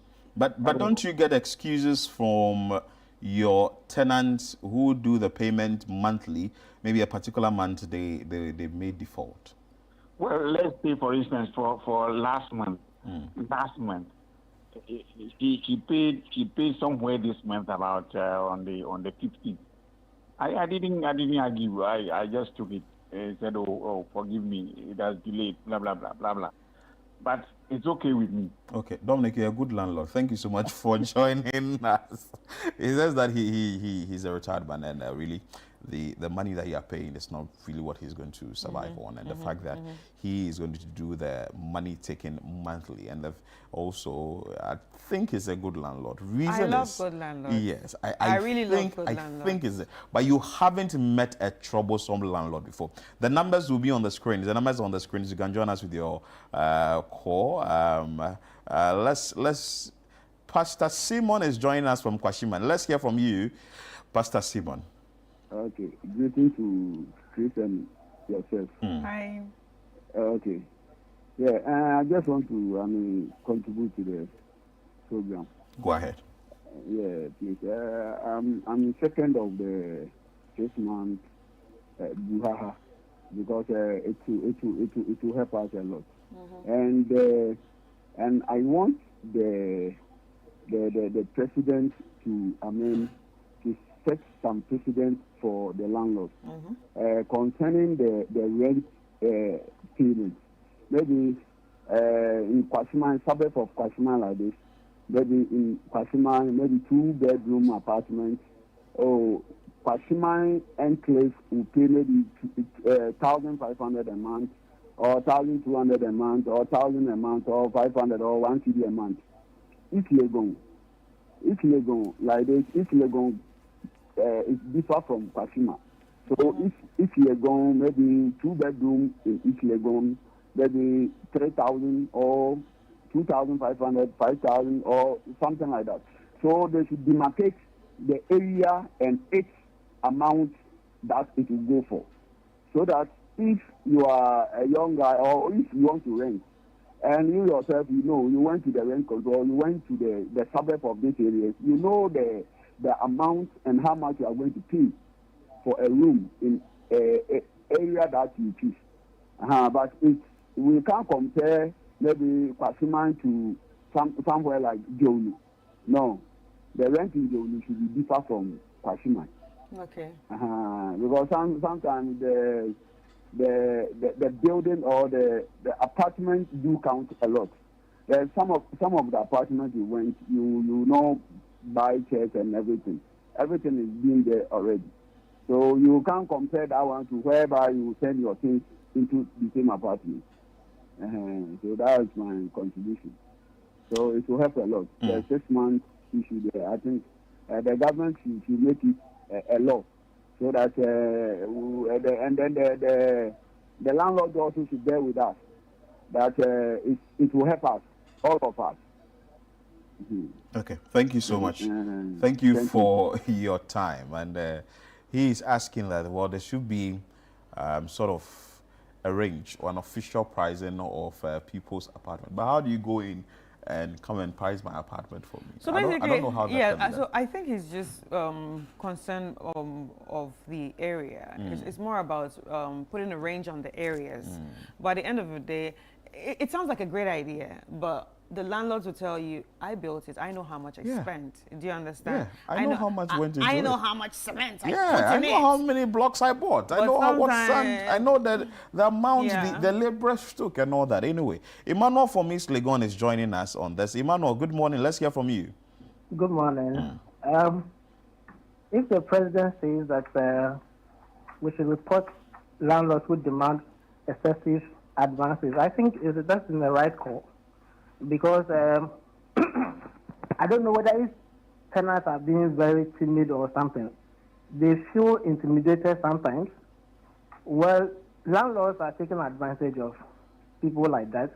But in my case, you cannot do that, because if you are coming to increase the rent, you should explain to me why you are increasing the rent by that percentage or something. So if you cannot, then I'm sorry. Because see, most landlords are being especially paying of bills like water bills and electricity bills. When the bill comes, they will take the bill and they would share the bill and they would exclude themselves. Meanwhile, they also enjoy the services like the water bill and the electricity bill. So me, in my case, what I do is I will see the bill, you share it equally among all the tenants. If not, I will not pay. And you cannot even sack me. You won't do that. If I go out and I come back, you lock my door. I will go and lock your door. Then we'll see. Even though you own the house, but you cannot do that to me. You can't. Yeah, that's understandable. Thank you. Before you go, do you rent? Well, apparently I don't rent. Okay, that's fine. Thank you. Yeah. Thank you. That you got your answer. Yeah, I did. You got your answer. I did. Because no. In as much as we're talking about, very stubborn landlords or wicked landlords, there are actually very stubborn tenants too that you don't play with. It can face you. Yeah. No, especially for the fact that people know the law. People know what is right and what is wrong. So if you don't want something to be done to you, why do it to other people as a human being?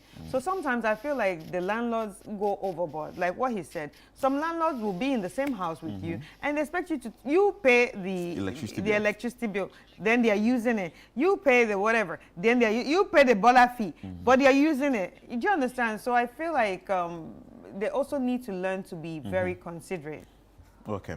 And well, from what he said, I think that if you are a landlord and you're not doing the right thing, he would definitely try and tell you that you're not doing the right thing and you should get the right thing done. And I don't know whether you would have somebody come and stay in your house. Like you said, there are some landlords who are very, very troublesome. And I don't know how the last caller will deal with a very troublesome landlord. And Douglas from Tema, you're joining us. Douglas, good morning. Let's hear from you. What do you make of the rent system in the country? The fact that landlords who may take beyond 6 months will have to be reported, or some sort of case be made against them at the rent court. Good morning. Hello, good morning. Go ahead. Yeah, in fact, this issue, if not tackled well, is going to put a lot of tenants in trouble. Simply because if the landlord decides not to rent the room or the house again, what happened to him?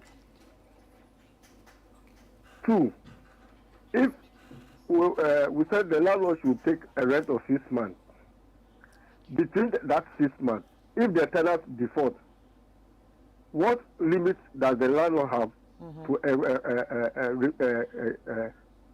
take his room from the tenant? Then 3, look, if the tenant, before you see the advantage of rent advance, lose your job. It is there that you see the advantage, whether the advantage could to you, the tenants, or the landlord. So please, this is my contribution. Okay, that's fine. Thank you so much. So I think totally he's against the fact that you would want to be reporting your No, your because I landlord. understand where it's coming from. So you don't think it's something that can work? I don't. You see, it's not about if it can work. Let it work. Let us see. Use somebody as an example. Let's see first. Let's see what happens to the person. But from all the reports that I've gotten with issues like this, the highest they do is they come to talk to the landlord, or warn the landlord, and the landlord gives you a month and say, okay, after this month, leave my house. Leave my house. So now the question is like what he asked. What if you are jobless? What if you don't have money at that point? What if you haven't saved enough? What if you hadn't even planned for, to have an issue with your landlord? Because you should have money before you should even have... Another thing that I also ask that, do you think that rent is expensive in Ghana? No, do you think so? No, a question to you out there as well. Do you think that rent is expensive? You can also call us and let's talk about it. The fact that, because the way we are having a conversation on it, that means that there is a problem that hasn't been dealt with seriously. And that has to do with rent. Because anyway, let's have Kofi from Pokwase join us. Let's hear from you, Kofi, on what we are discussing here about rent. Good morning. I think this is a very interesting topic that has come up this morning, and it needs to be digested seriously. You see, it's a matter of understanding, personally, because as a landlord, if you think that even you could do 1 month, you could do 3 months, you could do 6 months, a year or so, but you see, the case is now the government is not building. The government, if you want to control landlords, kindly match up. You can build for your people. If you are building, landlords cannot have the audacity to be charging any amount. They may have a benchmark. For instance, if there are government properties that even civil servants or public servants are occupying, it will reduce the what do you call it, the burden of this rent. It will reduce it significantly. Here is the case: the government is not building. Individuals are building, and government want to control pricing. How can it be possible? We need to look at it from so many angles, because if you are not careful, one man said that if you want to know the importance of advance, lose your job. I have a case in hand I'm handling. The person lost his job. About 3 months now, he has not been able to pay rent. Should I tag the person? No, it's not possible. You look at it from the human feet point of view. But if the government should tell me that, come and report me, because come and report the landlord. If the landlord you go and report me, I mean, how am I going to look at your face the next time? You have to look at it very well. It should be a conversation that at least even China One you should bring landlords and tenants and speak to them. We have to have that conversation in total so that we can come up with a very concrete solution. Because the way things are going, if you are not careful, people will sleep outside. Yeah. If a landlord decide not to rent again, you can decide not to rent. And I bet you, people, the truth of the matter, people are ready to pay. Especially some foreigners will come and pay. Okay. But from what you said, you are a landlord yourself, right? Sorry? From what you said? Yes, I'm a landlord myself. Okay. And I know what I'm talking about. So you take... As I speak to you right now, as I say, I have 2 tenants who are owing, but I mean, I have to call one, you see. But you look at it from because the system... So do you take a year or 2? Which one do you take? For me, what I do is that I take a year. And even the year, I'll ask you how much can you get, the bulk sum that you can get within the year. Give it to me. The rest you can spread it. I don't mind. So for instance, if a year I'm taking 10,000, you give me, let's say, 6,000, 7,000. All right? Okay. Then if you can get 6,000, 7,000, give it to me. The rest you can pay every month, or like you tell me when you can start to pay, then make sure that when the time is due, pay, because I have a philosophy that for money we spend it all the time, not a day. So if I money, I spend money I'll spend it all the time. I'll not spend it in a day. So if you owe me, no problem. But tell me when you can pay. Then when the time is due, please pay. That's all. There is also an argument that paying monthly will help, say, workers or people who do business, and you asking them to pay in bulk will be a challenge to them. You don't think that that one also work? Though you also choose the fact that a year should be paid. That one too works. But you see, as I said, you see, fine, someone can pay monthly. For instance, someone who takes monthly salary can pay monthly comfortably. Because that one, when the salary drops, he just goes to the landlord to pay. But what about someone who does business? You know, the business today, you may not even know how, probably this month it didn't go well, tomorrow it will go well, the next. You see, these are the challenges that you are facing. So if you are not careful, you'll be going to your landlord in and out and be giving stories. Okay. And that is where there will be problems. So for me, I think that it's a matter of understanding. Let's try and come up with some understanding, because it's a dicey issue. For me, whilst the government is not building, once you don't have government building for people to live in, you have to be circumspect in some of the decisions that you want to take. Because you come to report me as a landlord, I mean, how am I going to see you as a brother or sister again? So, if you're not careful, you become enemy. So if you're a landlord and you are reported, will you sack the person, evict the person? Oh, but if you report me wrongly, for instance, after even coming to the rent control and you find out that I'm not even at fault, how do you even stay with me again? Okay. Point well noted. Thank you for your time. And the landlords are against this. It will work. See, even as a non-landlord, I am not a landlord. I'm a tenant. I see it as very problematic. How are you even going to face the landlord? I can't. You can't. Like, no, see, forget. Okay, the only thing that could probably push me to even go to that extent is when the landlord is problematic, like we're talking about, or he's not just. The word is problematic. Yeah, but I was also asking you if rent is expensive in Ghana. But anyway, let's go to. It's Eric. expensive in Accra. Okay, so outside, it might not be. No, it's expensive in Accra. Eric from Ho is joining us. Eric, let's hear from you. Yeah. Good morning. Good morning. All that I want to say is this: this rent control issue has been there for a long time. Okay. Now, because I am speaking from experience, I am landlord. Okay. If we want to implement this law now, it will have a negative effect on workers, especially workers. Because I am renting, you come to my premises that you are looking for a room. I say the room is maybe 10 street cement, and I am taking 1 year. Because of the law, you see that you pay 6 months. I'll tell you, I'm not renting. Because just about 2 weeks ago, somebody came. The rent was maybe 200. But even a tenant came that he wanted to pay 250 because he is stranded.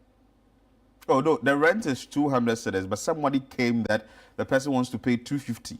Yes, so because he is stranded. So that means that you should sack the person in the room who is paying the 200. Oh wow. Yes. Competition. So if you want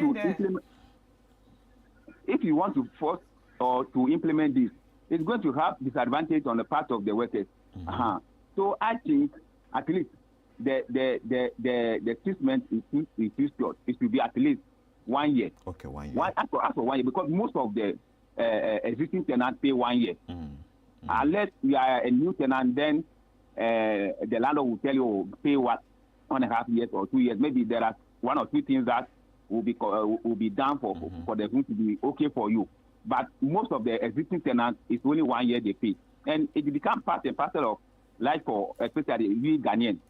But if they want to insist on 6 months, as somebody had just said, I am renting in UK. I say, oh, there's no room. Meanwhile, there are a lot of room. Though it will have some negative effects on me too, because I built for a rent.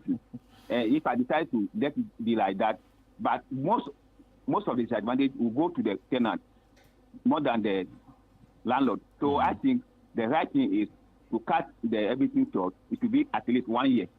Okay. After 1 year, most of the landlords will accept it. Okay. Okay. So that's what I want to say. That's fine. Thank you so much for your time, because it looks like today we've gotten a number of landlords calling. The landlords are making, they're arguing out their points. I understand them, because I'm trying to also put myself in the shoes of a landlord. If I'm doing everything right for you, and then one day you decide to just go and report me, I don't think you can stay in my house anymore. You leave. Yeah. I don't think you can stay in my house, except the fault is really from the landlord. Mm-hmm. And it's actually very hard sometimes to still go and report that person who is at fault. Why? Because you might not have saved enough to even be ready. Because, okay, you know that you entered there January 2025. It's 2026 you will leave, Abi, or 2026 is the end when you have to renew. And then the issue happens in March or May, where you haven't even saved for the next year. What are you going to do?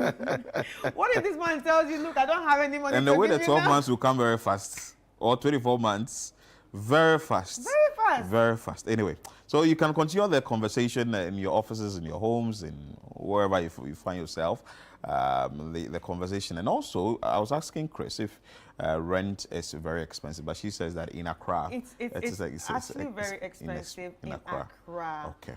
But Accra compared to other countries, Accra is expensive. But Accra compared to other regions, you know, you can't compare. You can't compare. Yeah. Anyway, I think because the demand is very high here, I think so. That's what has accounted to that. Because how can you be renting maybe a single room? I'm sure 200 Ghana cedis in a whole, and someone who comes with 250 Ghana cedis is like, I need it urgently. So kick out the person with the 200 Ghana cedis so that I can be there. Anyway, so that's a conversation on rent here on Breakfast Daily on Channel 1 TV. We'll take a quick break. When we come back, we have a lot more for you on the show. Mind you, tomorrow is Back to Your Village Food Festival. Stay with us. Ago.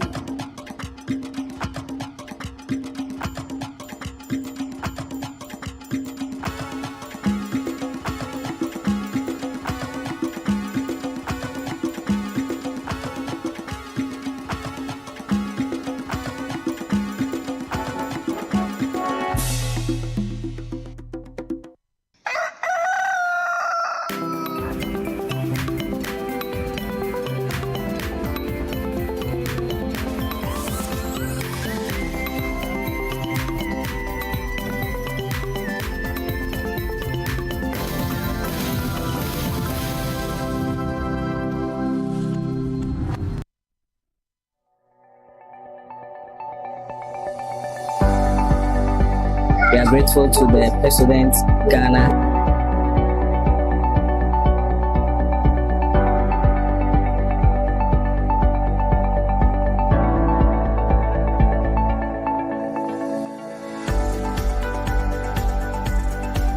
Ubechi akosuru say uchu kosuru sa wia uba inside so ubeye ne say na odi aba abontin.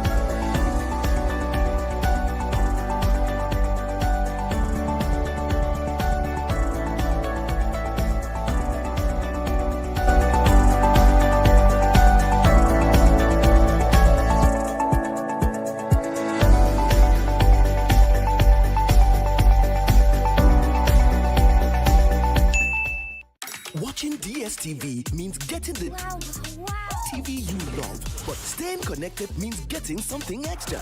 Stunning.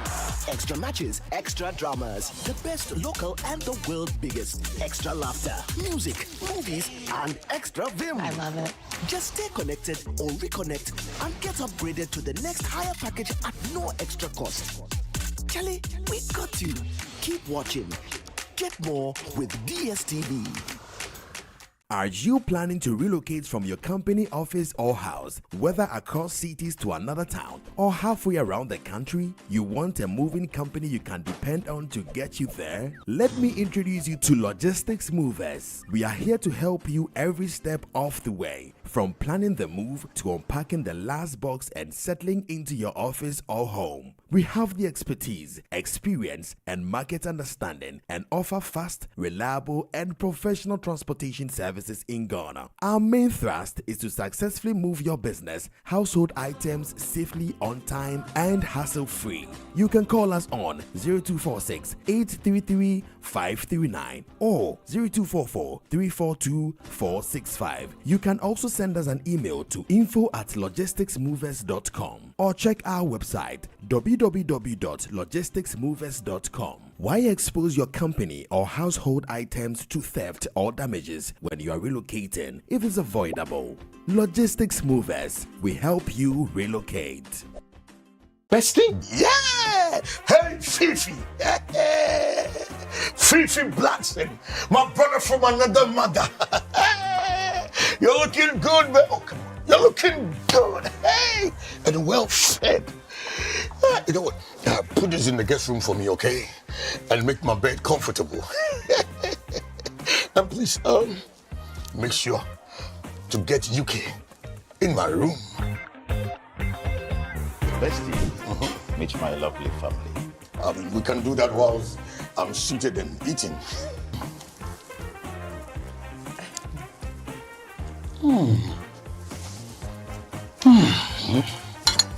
Super. Amazing. It tastes good and better, more than the food we have here in the UK. Well, thank you very much for the compliment, Uncle Bestie. In fact, I wouldn't mind packaging some for you on your way out. That's so kind of you, huh?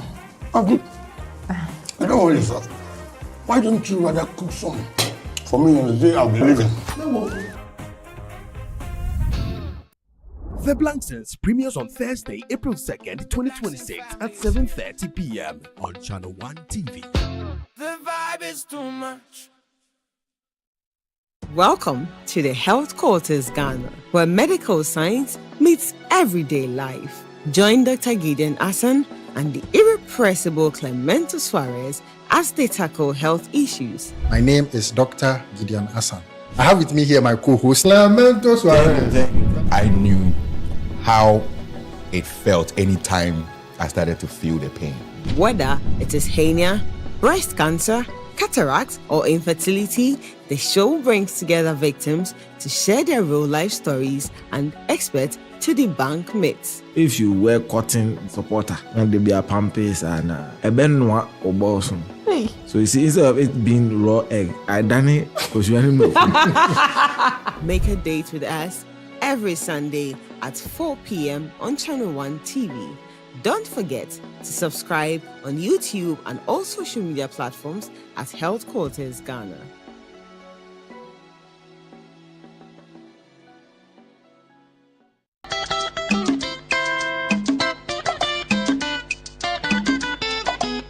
Channel 1 TV is celebrating Ochiame Kwame, the cultural icon, the musical genius, and the philanthropist.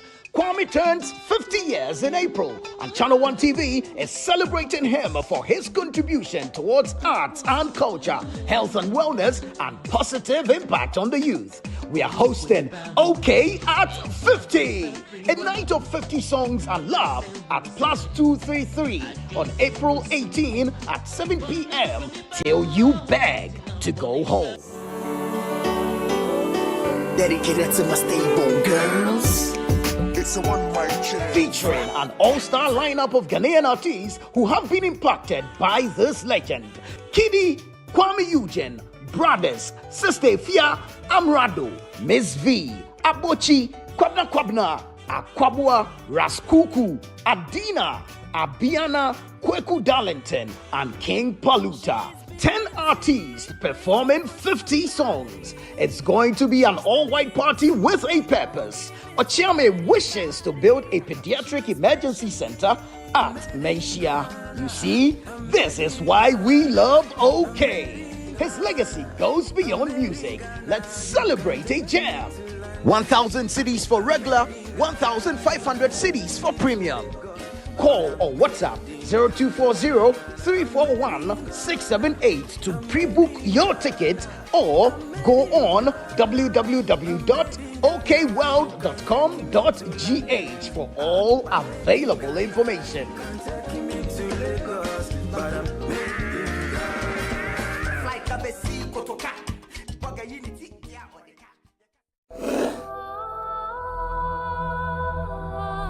This Easter, as homes fill with laughter, shared meals, and love, pause for a moment and remember a child who has no one to celebrate with. Across Ghana, children in selected orphanages are hoping for care, hoping for comfort, hoping for kindness. You can be the reason a child smiles this Easter. Support the Easter Orphan Project 2026. Your donation in cash or in kind will provide warm meals, clothing, school supplies, and essential care for their well-being. Send your mobile money donation to 0550-900-006 or write a check in the name of the City FM Foundation. You may also bring your donation to Channel One TV in Tesano, Accra, Ghana. You can donate milk, sugar, rice, toys, books, or detergent. For more information, visit www.citynewsroom.com or call 0550-900-006 or 0302-226-013. The Easter Orphan Project comes off on Monday, 6 April 2026 and is powered by 97.3 City FM with support from Channel One TV. This Easter, let your kindness light up a child's life.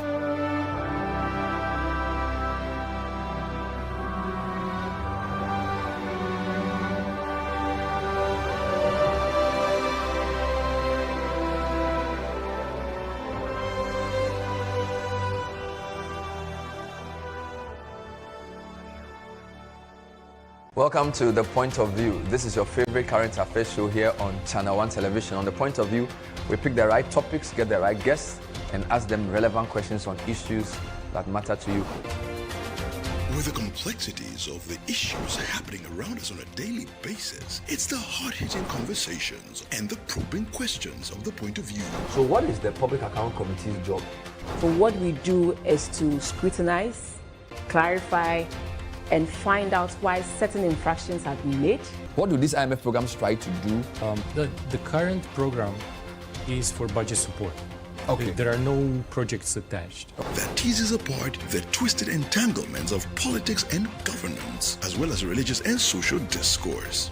The Point of View brings you the policymakers and duty bearers and drills down to the very bottom of issues. What authority do you have? The Point of View airs every Monday and Wednesday at 9 p.m. only on Channel One TV.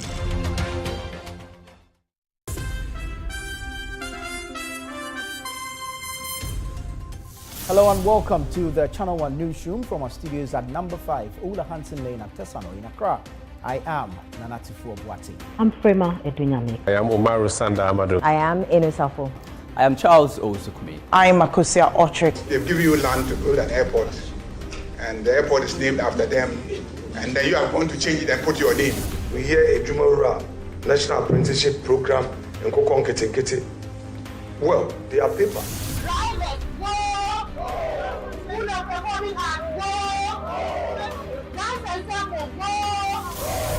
A terrorist attack in Burkina Faso claimed the lives of 8 Ghanaian tomato traders. Our fire extinguishers, they are empty. In the market, our fire extinguishers are empty. There's a bill Ghanaians have been working for. It was one of our flagship strategies for economic transformation. What do we have to do now for you to call off the strike? The others also, did influence the voters. Prof, what becomes of these students, especially the continuing ones? They should reverse everything that they have done.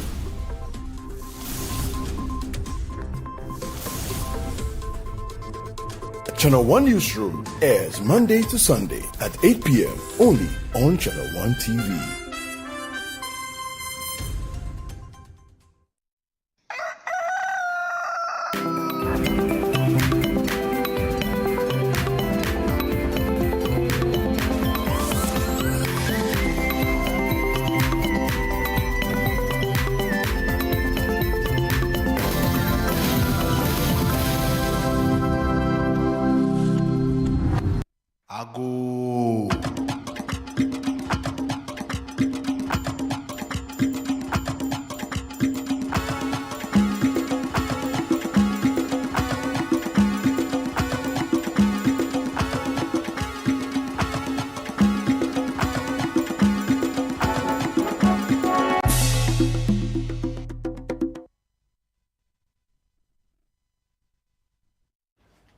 It is exciting here that you are joining us on Breakfast Daily on Channel One TV. We told you that it's the Back to Your Village Food Festival that is happening tomorrow and Sunday. I'm sure you are prepared just as we are here at Channel 1 TV and 97.3 FM. Our vendors are ready, and for you patrons, it's free for you. So in studio, we have two vendors actually. They are come to tell us what they have for us for the Back to Your Village Food Festival. We have Patricia Owusu-Mensah, CEO and production manager at Cottage Brew, and we have Moses Abonso, who is CEO All Men Pork and Pub. So Patricia is bringing us drink, then Moses will bring us the grills. So this morning there, we are drinking and grilling. So you should also join us at the Back to Your Village Food Festival tomorrow so that you can enjoy this. But let's start with you, Patricia. I want to say welcome to the two of you. This is the first time coming, or you've been on Back to Your Village Food Festival? I have been once. Once. Yes. So how was it for you? It was exciting. I sold out. That's why you're here again. I sold out. So which year was that? That was in 2022. Oh, okay. 2020, I couldn't make it. So this year I said I'm coming back bigger and better. Oh, wow. Right. Wow. And Moses, you? Oh, yeah. This man's safe time. You keep coming? Yes, please. Tell us why. The money, eh? Or when you come for the Back to Your Village Food Festival? It's not all about the money, but the people. Oh, they keep calling, say, I have to be there.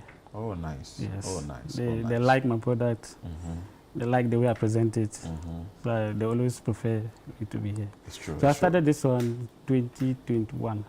Oh, okay. Yeah. So I think this is the safe time. Okay, that you are actually joining. Yes. And we can see what you have in front of you coming from your quarters. But Patricia, tell us what you do and the juice. What exactly do you do when it comes to the juice? So Cottage Brews produces local drinks and fruit juices and snacks as well. So today we have Zonkom, which is made of millet and natural spices. Which ginger. is this one? Yes. Okay. The milky one. It's made of millet, ginger, and other natural spices. And then there's Sobolo. Everybody knows Sobolo. Sobolo has ginger and natural spices as well. And my personal favorite, tamarind. Tamarind is made from tamarind seeds. It's not really common, but it's very healthy. And it's tamarind seeds with natural spices. It's very spicy. Wow. Very, very spicy. I call it my natural purgative. Is that what you take every morning? It works like a purgative. Oh, really? Yes. Yeah. So taking it every morning is actually going to help you empty your It's bowels. gonna open your belly. Oh, really? Oh, that's nice. That's nice. That's nice. That's nice. Anyway, we see what we can do there. So, for how long have you been doing this? Since 2018. 2018. How is the industry like for people who do this? Because I see people who come into this industry, do food, the juice and all that, all of a sudden then off the market. You don't see them anymore. Well, it's been good for me. It's actually about managing it well. If you're able to manage it well, you can run for a period of time. I must say that, yes, there are hitches in between, but if you put things in place, yeah, it's good. Okay, so a bottle like this goes for how much? This bottle goes for 15 cedis. 15 Ghana yes. cedis. Is that the same thing you're going to get at the Back to Your Village Food Festival? Yes. But I can see some ice cream in front of me. Yes, Tell me about walls. This is mainly milk, and the yellow one is made of custard. So it's milk, a mixture of milk and custard for enjoyment. So I like this one because when you come and eat the bangu and the Fetri Toto and you are walking around, you can just get some ice cream from your outfit, that is a Cottage Brew, and just dessert, and even give to the kids for that, and they'll be enjoying themselves. But let's come to you, Moses. You say you've been doing this from 2021, or for how long have you been grilling? Oh, since lockdown 2019. Oh, okay, 2019. Yes, okay. But I started with City 2021. Oh, okay. Back to Your Village Food Festival. How is it like with your business? You know, Abuchi, kebab, and all that. How's it like? Yeah, you see, we are all into it, and then we are trying to progress, and not just to see as Abuchi, but to also let the people know that when you take pork, it's a healthy food that I've taken. I think it's the world consumes meat nowadays. That's pork. So what you do is strictly pork, or you do other meat, let me put it that way, aside pork? Yes, that's pork. and goat, sausage, as you can see, chicken, anything concerning kebab. I does. So, yeah. But how is the business like? Oh, it's okay. It's how you try to. It's not easy, but you have to be there. Wow. You have to face it, and you know it doesn't come easy like that. But constantly, if you are there, one day it will pick. I'll pick it. Anyway. So in the process of City TV and Channel 1. Oh, we are booming. Oh, we are booming. Oh wow. We are booming. Wow. Not just here, but even outside Accra. People call me through your channel that they have gotten my number from your channel. So, oh wow. Some call me from Anglo Asante, that's Obua, or to come and provide them yes. Pork. Oh wow. Yeah. And other places, Kumasi and then like through your medium. Oh wow. So it's not only the food, the eating, the drinking and all that. People come there to network and build their customer base as well. This is great. Yeah. This is great. This is great. Wow. You're not trying to get into food. Let's see how it goes. So I advise that when you're into something, you're doing something, you have to do it well. Do it well. You don't know who's watching. Yes, do it well. That's all. It doesn't matter the time, but just keep on doing it. Doing it. Yeah. But how was it like for you the first time you came to the Back to Your Village Food Bazaar then? Yes, Food Bazaar then. Food Festival. Yeah, AMA. So how was it like for you when you were at AMA? Oh, I think I was only Abochi there then. I was the only kebab person. You made money? And I didn't pay, I didn't get the information early. So, so you saw that? Yeah, just a week later, and then I got the information. Then I quickly go and organize myself. I went there the first day. Because I was the only person there, people queue, and then it didn't even reach anywhere. So were you able to come on Sunday? Because it's Sunday. Sunday I came, but I came in late. When I came, people would queue on my stand. Waiting for you? Waiting for me. I saw people, even some people went and set fire, then waiting for me. You know, I have charcoal and this and that. Oh, they went to set the fire waiting for you to come and grill. I was like, And when I came, people were like, why do you keep long like this? I said, it's not me. I didn't prepare for this. So, I came late, around 12:01. You know, they start 10. Oh, in fact, I from there, I just see that, no. You have to be coming. Yes. You have to be coming. But you said this is the second time. Second time. So how was it like for you for the first time? The first time, the first day I was a bit nervous because for about 3 hours, no one was coming around. But later in the day, it was like a whistle was blown for everybody to come. We're waiting to eat, get satisfied with the food, that you can come to the juice. Now, Sunday, that's how it was. I was relaxed, and it was marvelous. Everything got finished. People took my numbers as well, and then I got some few clients from there. Some few clients. Yeah. Oh, wow. That's beautiful. Yeah. But what would you tell anyone watching right now about the whole food festival? If you are not coming tomorrow and Sunday, you are missing out. And if you're a vendor, I would advise that next year when you see this out, you should rush in there because it's good. You get to network with other vendors and you build your customer base. Wow. As well. Yeah. But if someone wants, maybe we've seen this, people will come to the place tomorrow, but someone is watching, where can the person find you?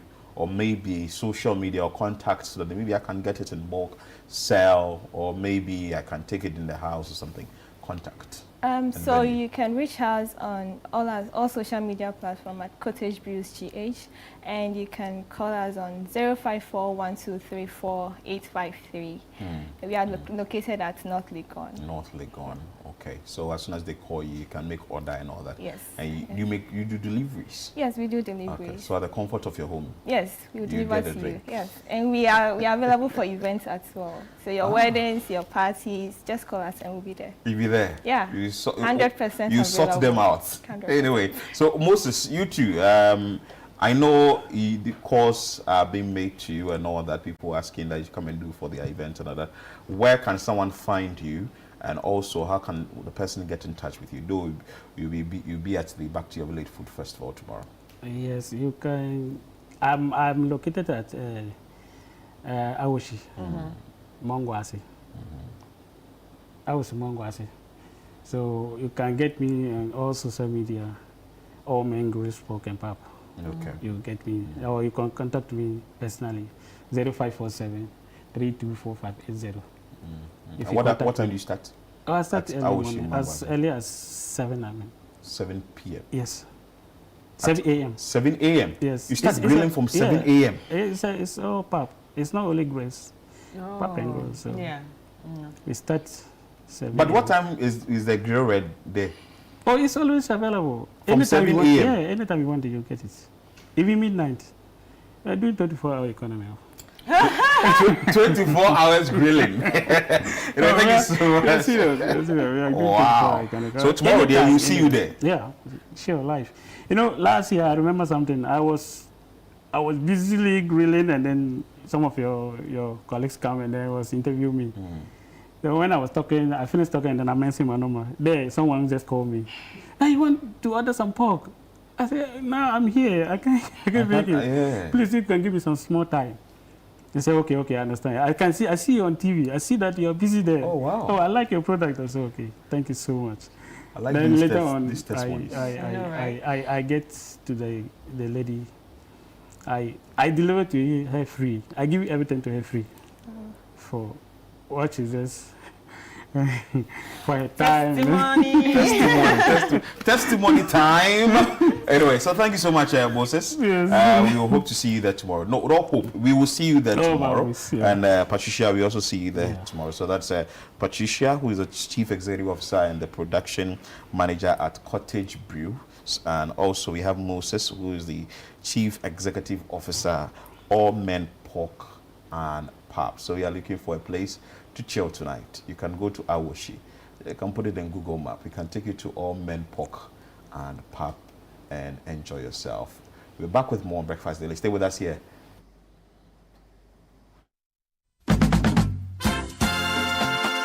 Feel the energy and reconnect with your roots this March at the Back to Your Village Food Festival 2026. Join us for a celebration of Ghanaian culture and cuisine from all across the country. Northern, Akan, and Southern villages will all be represented. It's more than just food. It's about culture, family, and memories that last a lifetime. Let's come together this March to discover the flavors that make us who we are. The date is 28th and 29th of March 2026. Venue is the A4 Sutherland Children's Park. The time is 10 a.m. through till 6 p.m. each day. Interested vendors can register by calling 0205-973-973. The Back to Your Village Food Festival 2026 is powered by Channel 1 TV with support from 97.3 City FM and is proudly sponsored by Ecobank, Gino, Didi Sheto, Munch Biscuits, and Everpax.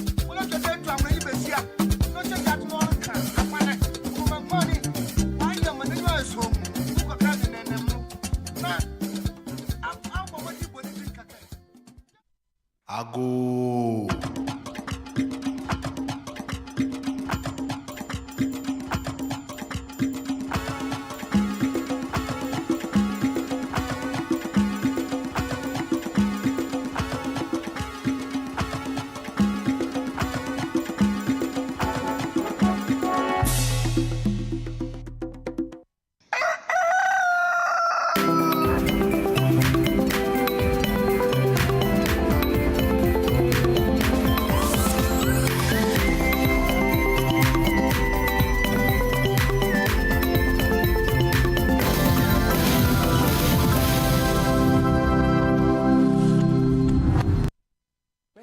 Yeah! Hey, Fifi!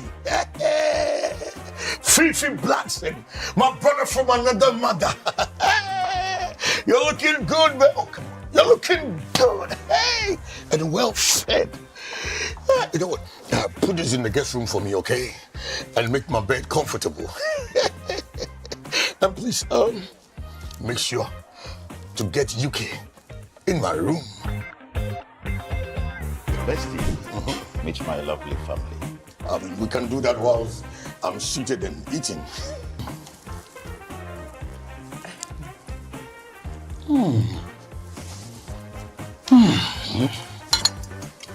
Wow. Amazing. It tastes good and better, more than the food we have here in the UK. Well, thank you very much for the compliment, Uncle Bestie. In fact, I wouldn't mind packaging some for you on your way out. That's so kind of you, huh? Uncle, I don't worry yourself. Why don't you rather cook some for me on the day I'll be leaving? The Blank Sense premieres on Thursday, April 2nd, 2026 at 7:30 p.m. on Channel 1 TV. The vibe is too much.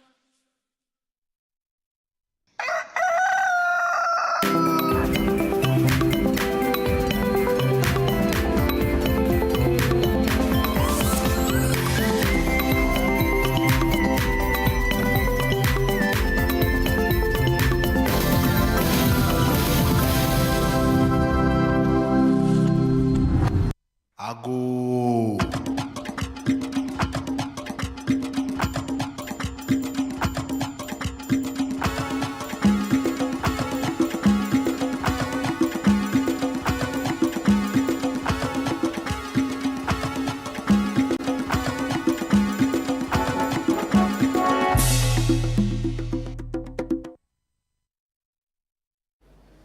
And it was an interesting conversation with Moses and Patricia. Tomorrow, let's see you at Back to Your Village Food Festival.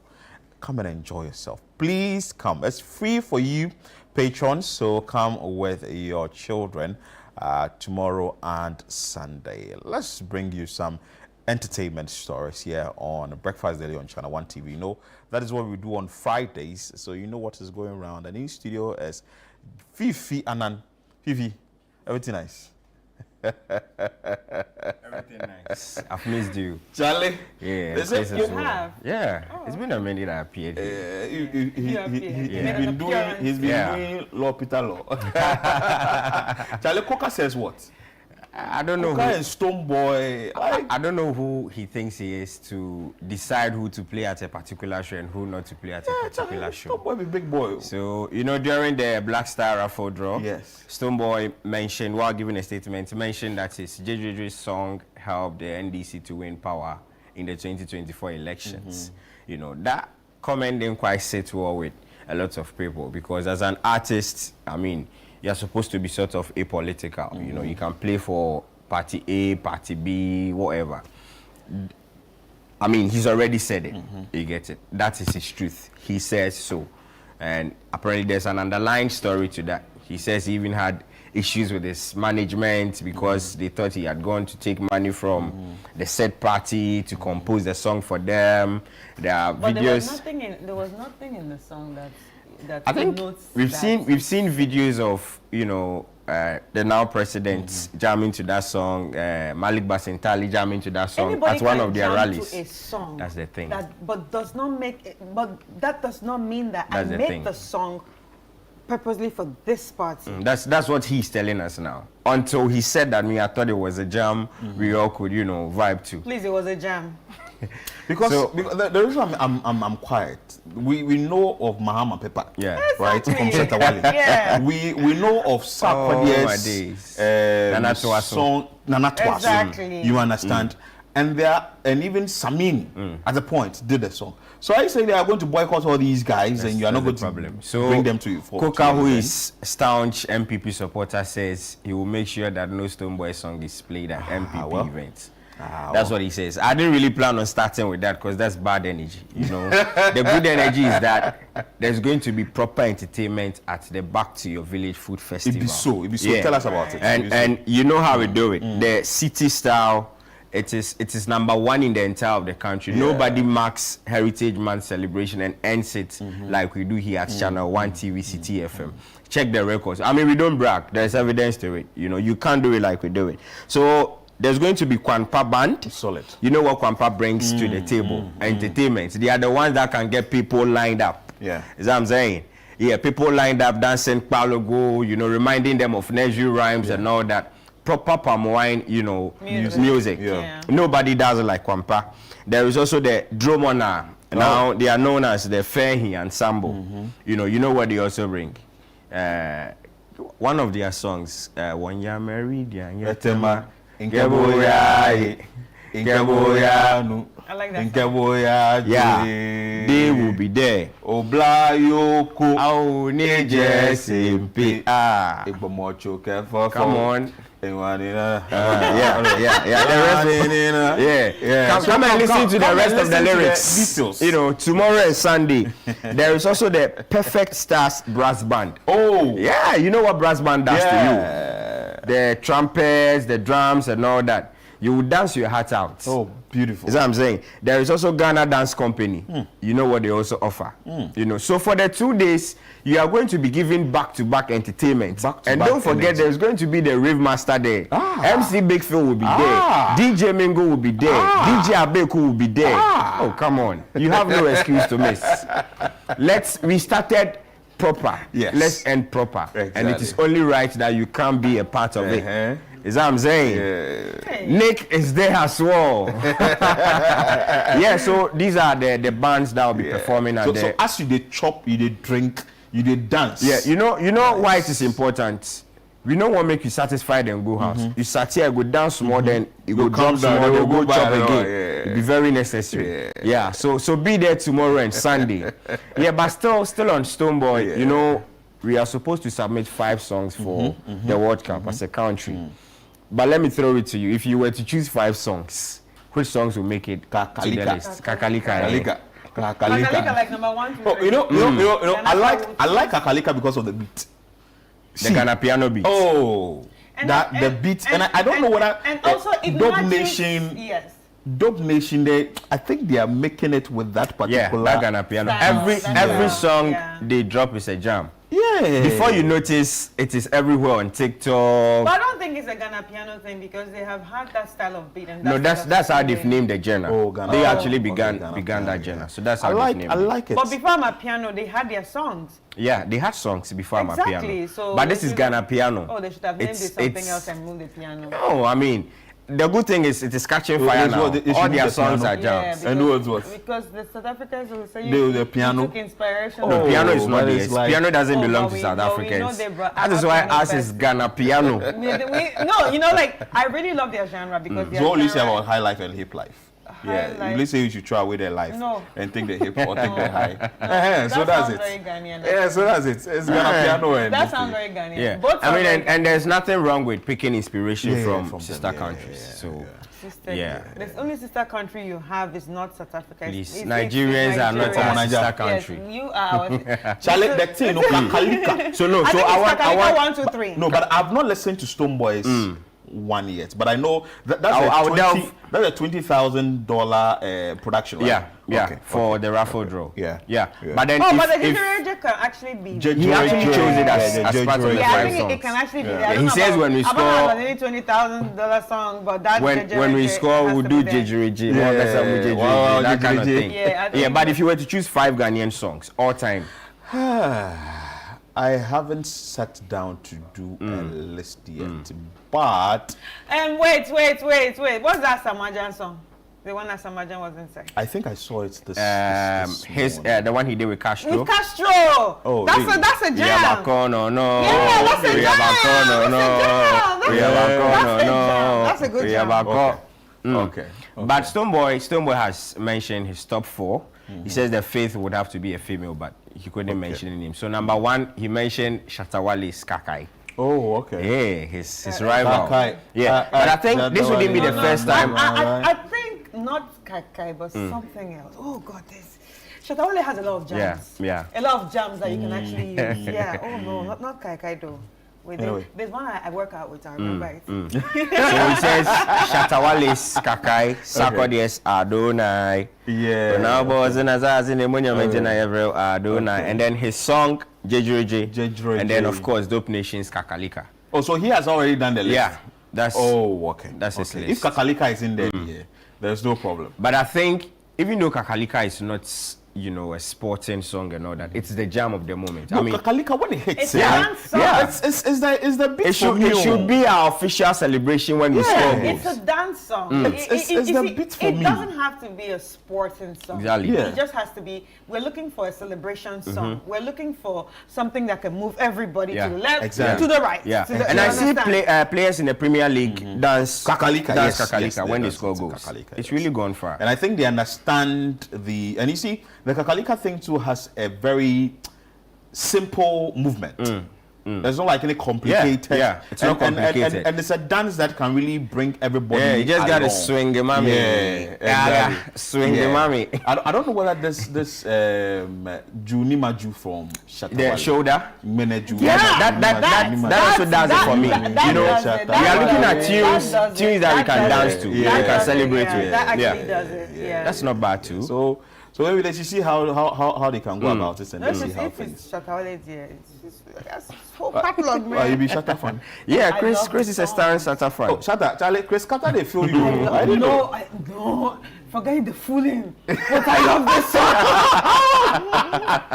No, Shatta actually does that to be in the media space. The fooling annoys me. But forget it. But Shatta is a comedian. Yeah. He's a comedian. Everybody too wide. But you know the funny thing? I had friends come all the way from Kenya, right, into the country, and then we're talking about Shatta. We're like, they don't know. But when the person saw the TikTok, oh my God, I love this guy. I follow him just because of it. She just follows him for TikTok. Oh, wow. So you see, he has so many careers in one body. And you see, Shatta brings that kind of people behind him when he's moving and all that. I haven't seen it with any of the artists. No, he's the only one. He's the only one. Nobody can pull if the Shatta crowd. is coming here right now, 30 or an hour, and 30 to 1 hour before he arrives, you see the number of people down there. He is one of those I don't know whether he announces it. He is one of those people that actually have what they call a cult following. Yeah, cult following. He has a cult following. He's moved from normal fan base to it's a cult proper. If he says they should sleep, they will. But nothing from Blacko for the World Cup. No, not yet. But he has a new song out though. Popstar. He calls it Popstar. You should check that out. It's a very beautiful song. Yeah. Anyway, so that's it for entertainment. Yeah, that's it for entertainment. Okay, but I'm still rehashing. You don't need to miss the entertainment at Back to Your Village Food Festival.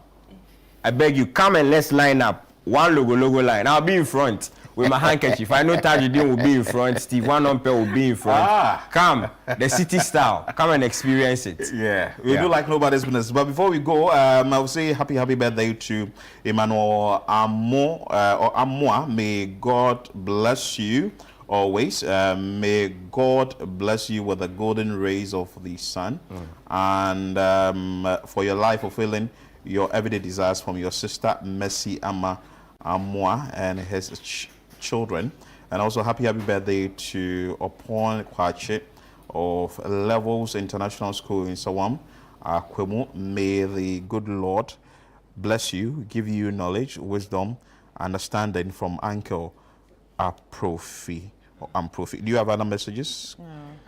I think we have one here. Happy birthday to Elder Paul Jache, if I got the name right.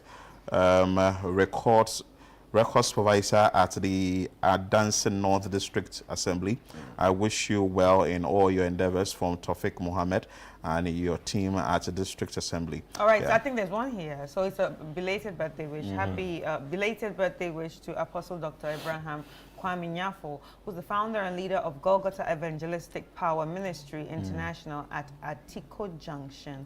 Eja, may the Lord shine his face upon you. May all your heart desire bear fruits. From your wife, Lady Reverend Sandra Nyafo, your son AJ, Celestine, Avi, Abigail Mensah, and the entire church. Congratulations. Can I wish someone? Happy birthday to my childhood friend, my best friend, Naomi Gloria Mensah. Today is your birthday. God richly bless you. May you glow and keep shining. And happy birthday to Fauzi Masaudu. I know we are cutting a cake today. Yeah. I'll see you. Alaji, we will cut cake today, Fauzi Masaudu. And I want to say congratulations to all the lawyers who we called to the bar today. I understand there's something like that is going to happen today. Okay, so that's how we wrap up today's edition of Breakfast Daily here on Channel One TV. I am Philip Nihlate. And my name is Chris Carter. Thank you so much. Let's meet at Back to Your Village Food Festival tomorrow. All right. We have something special for you. Yes, you may not know. And if you can't make it tomorrow, come on Sunday. On Sunday. Yeah. Because you go home not the same. Keep watching Channel One TV. Go.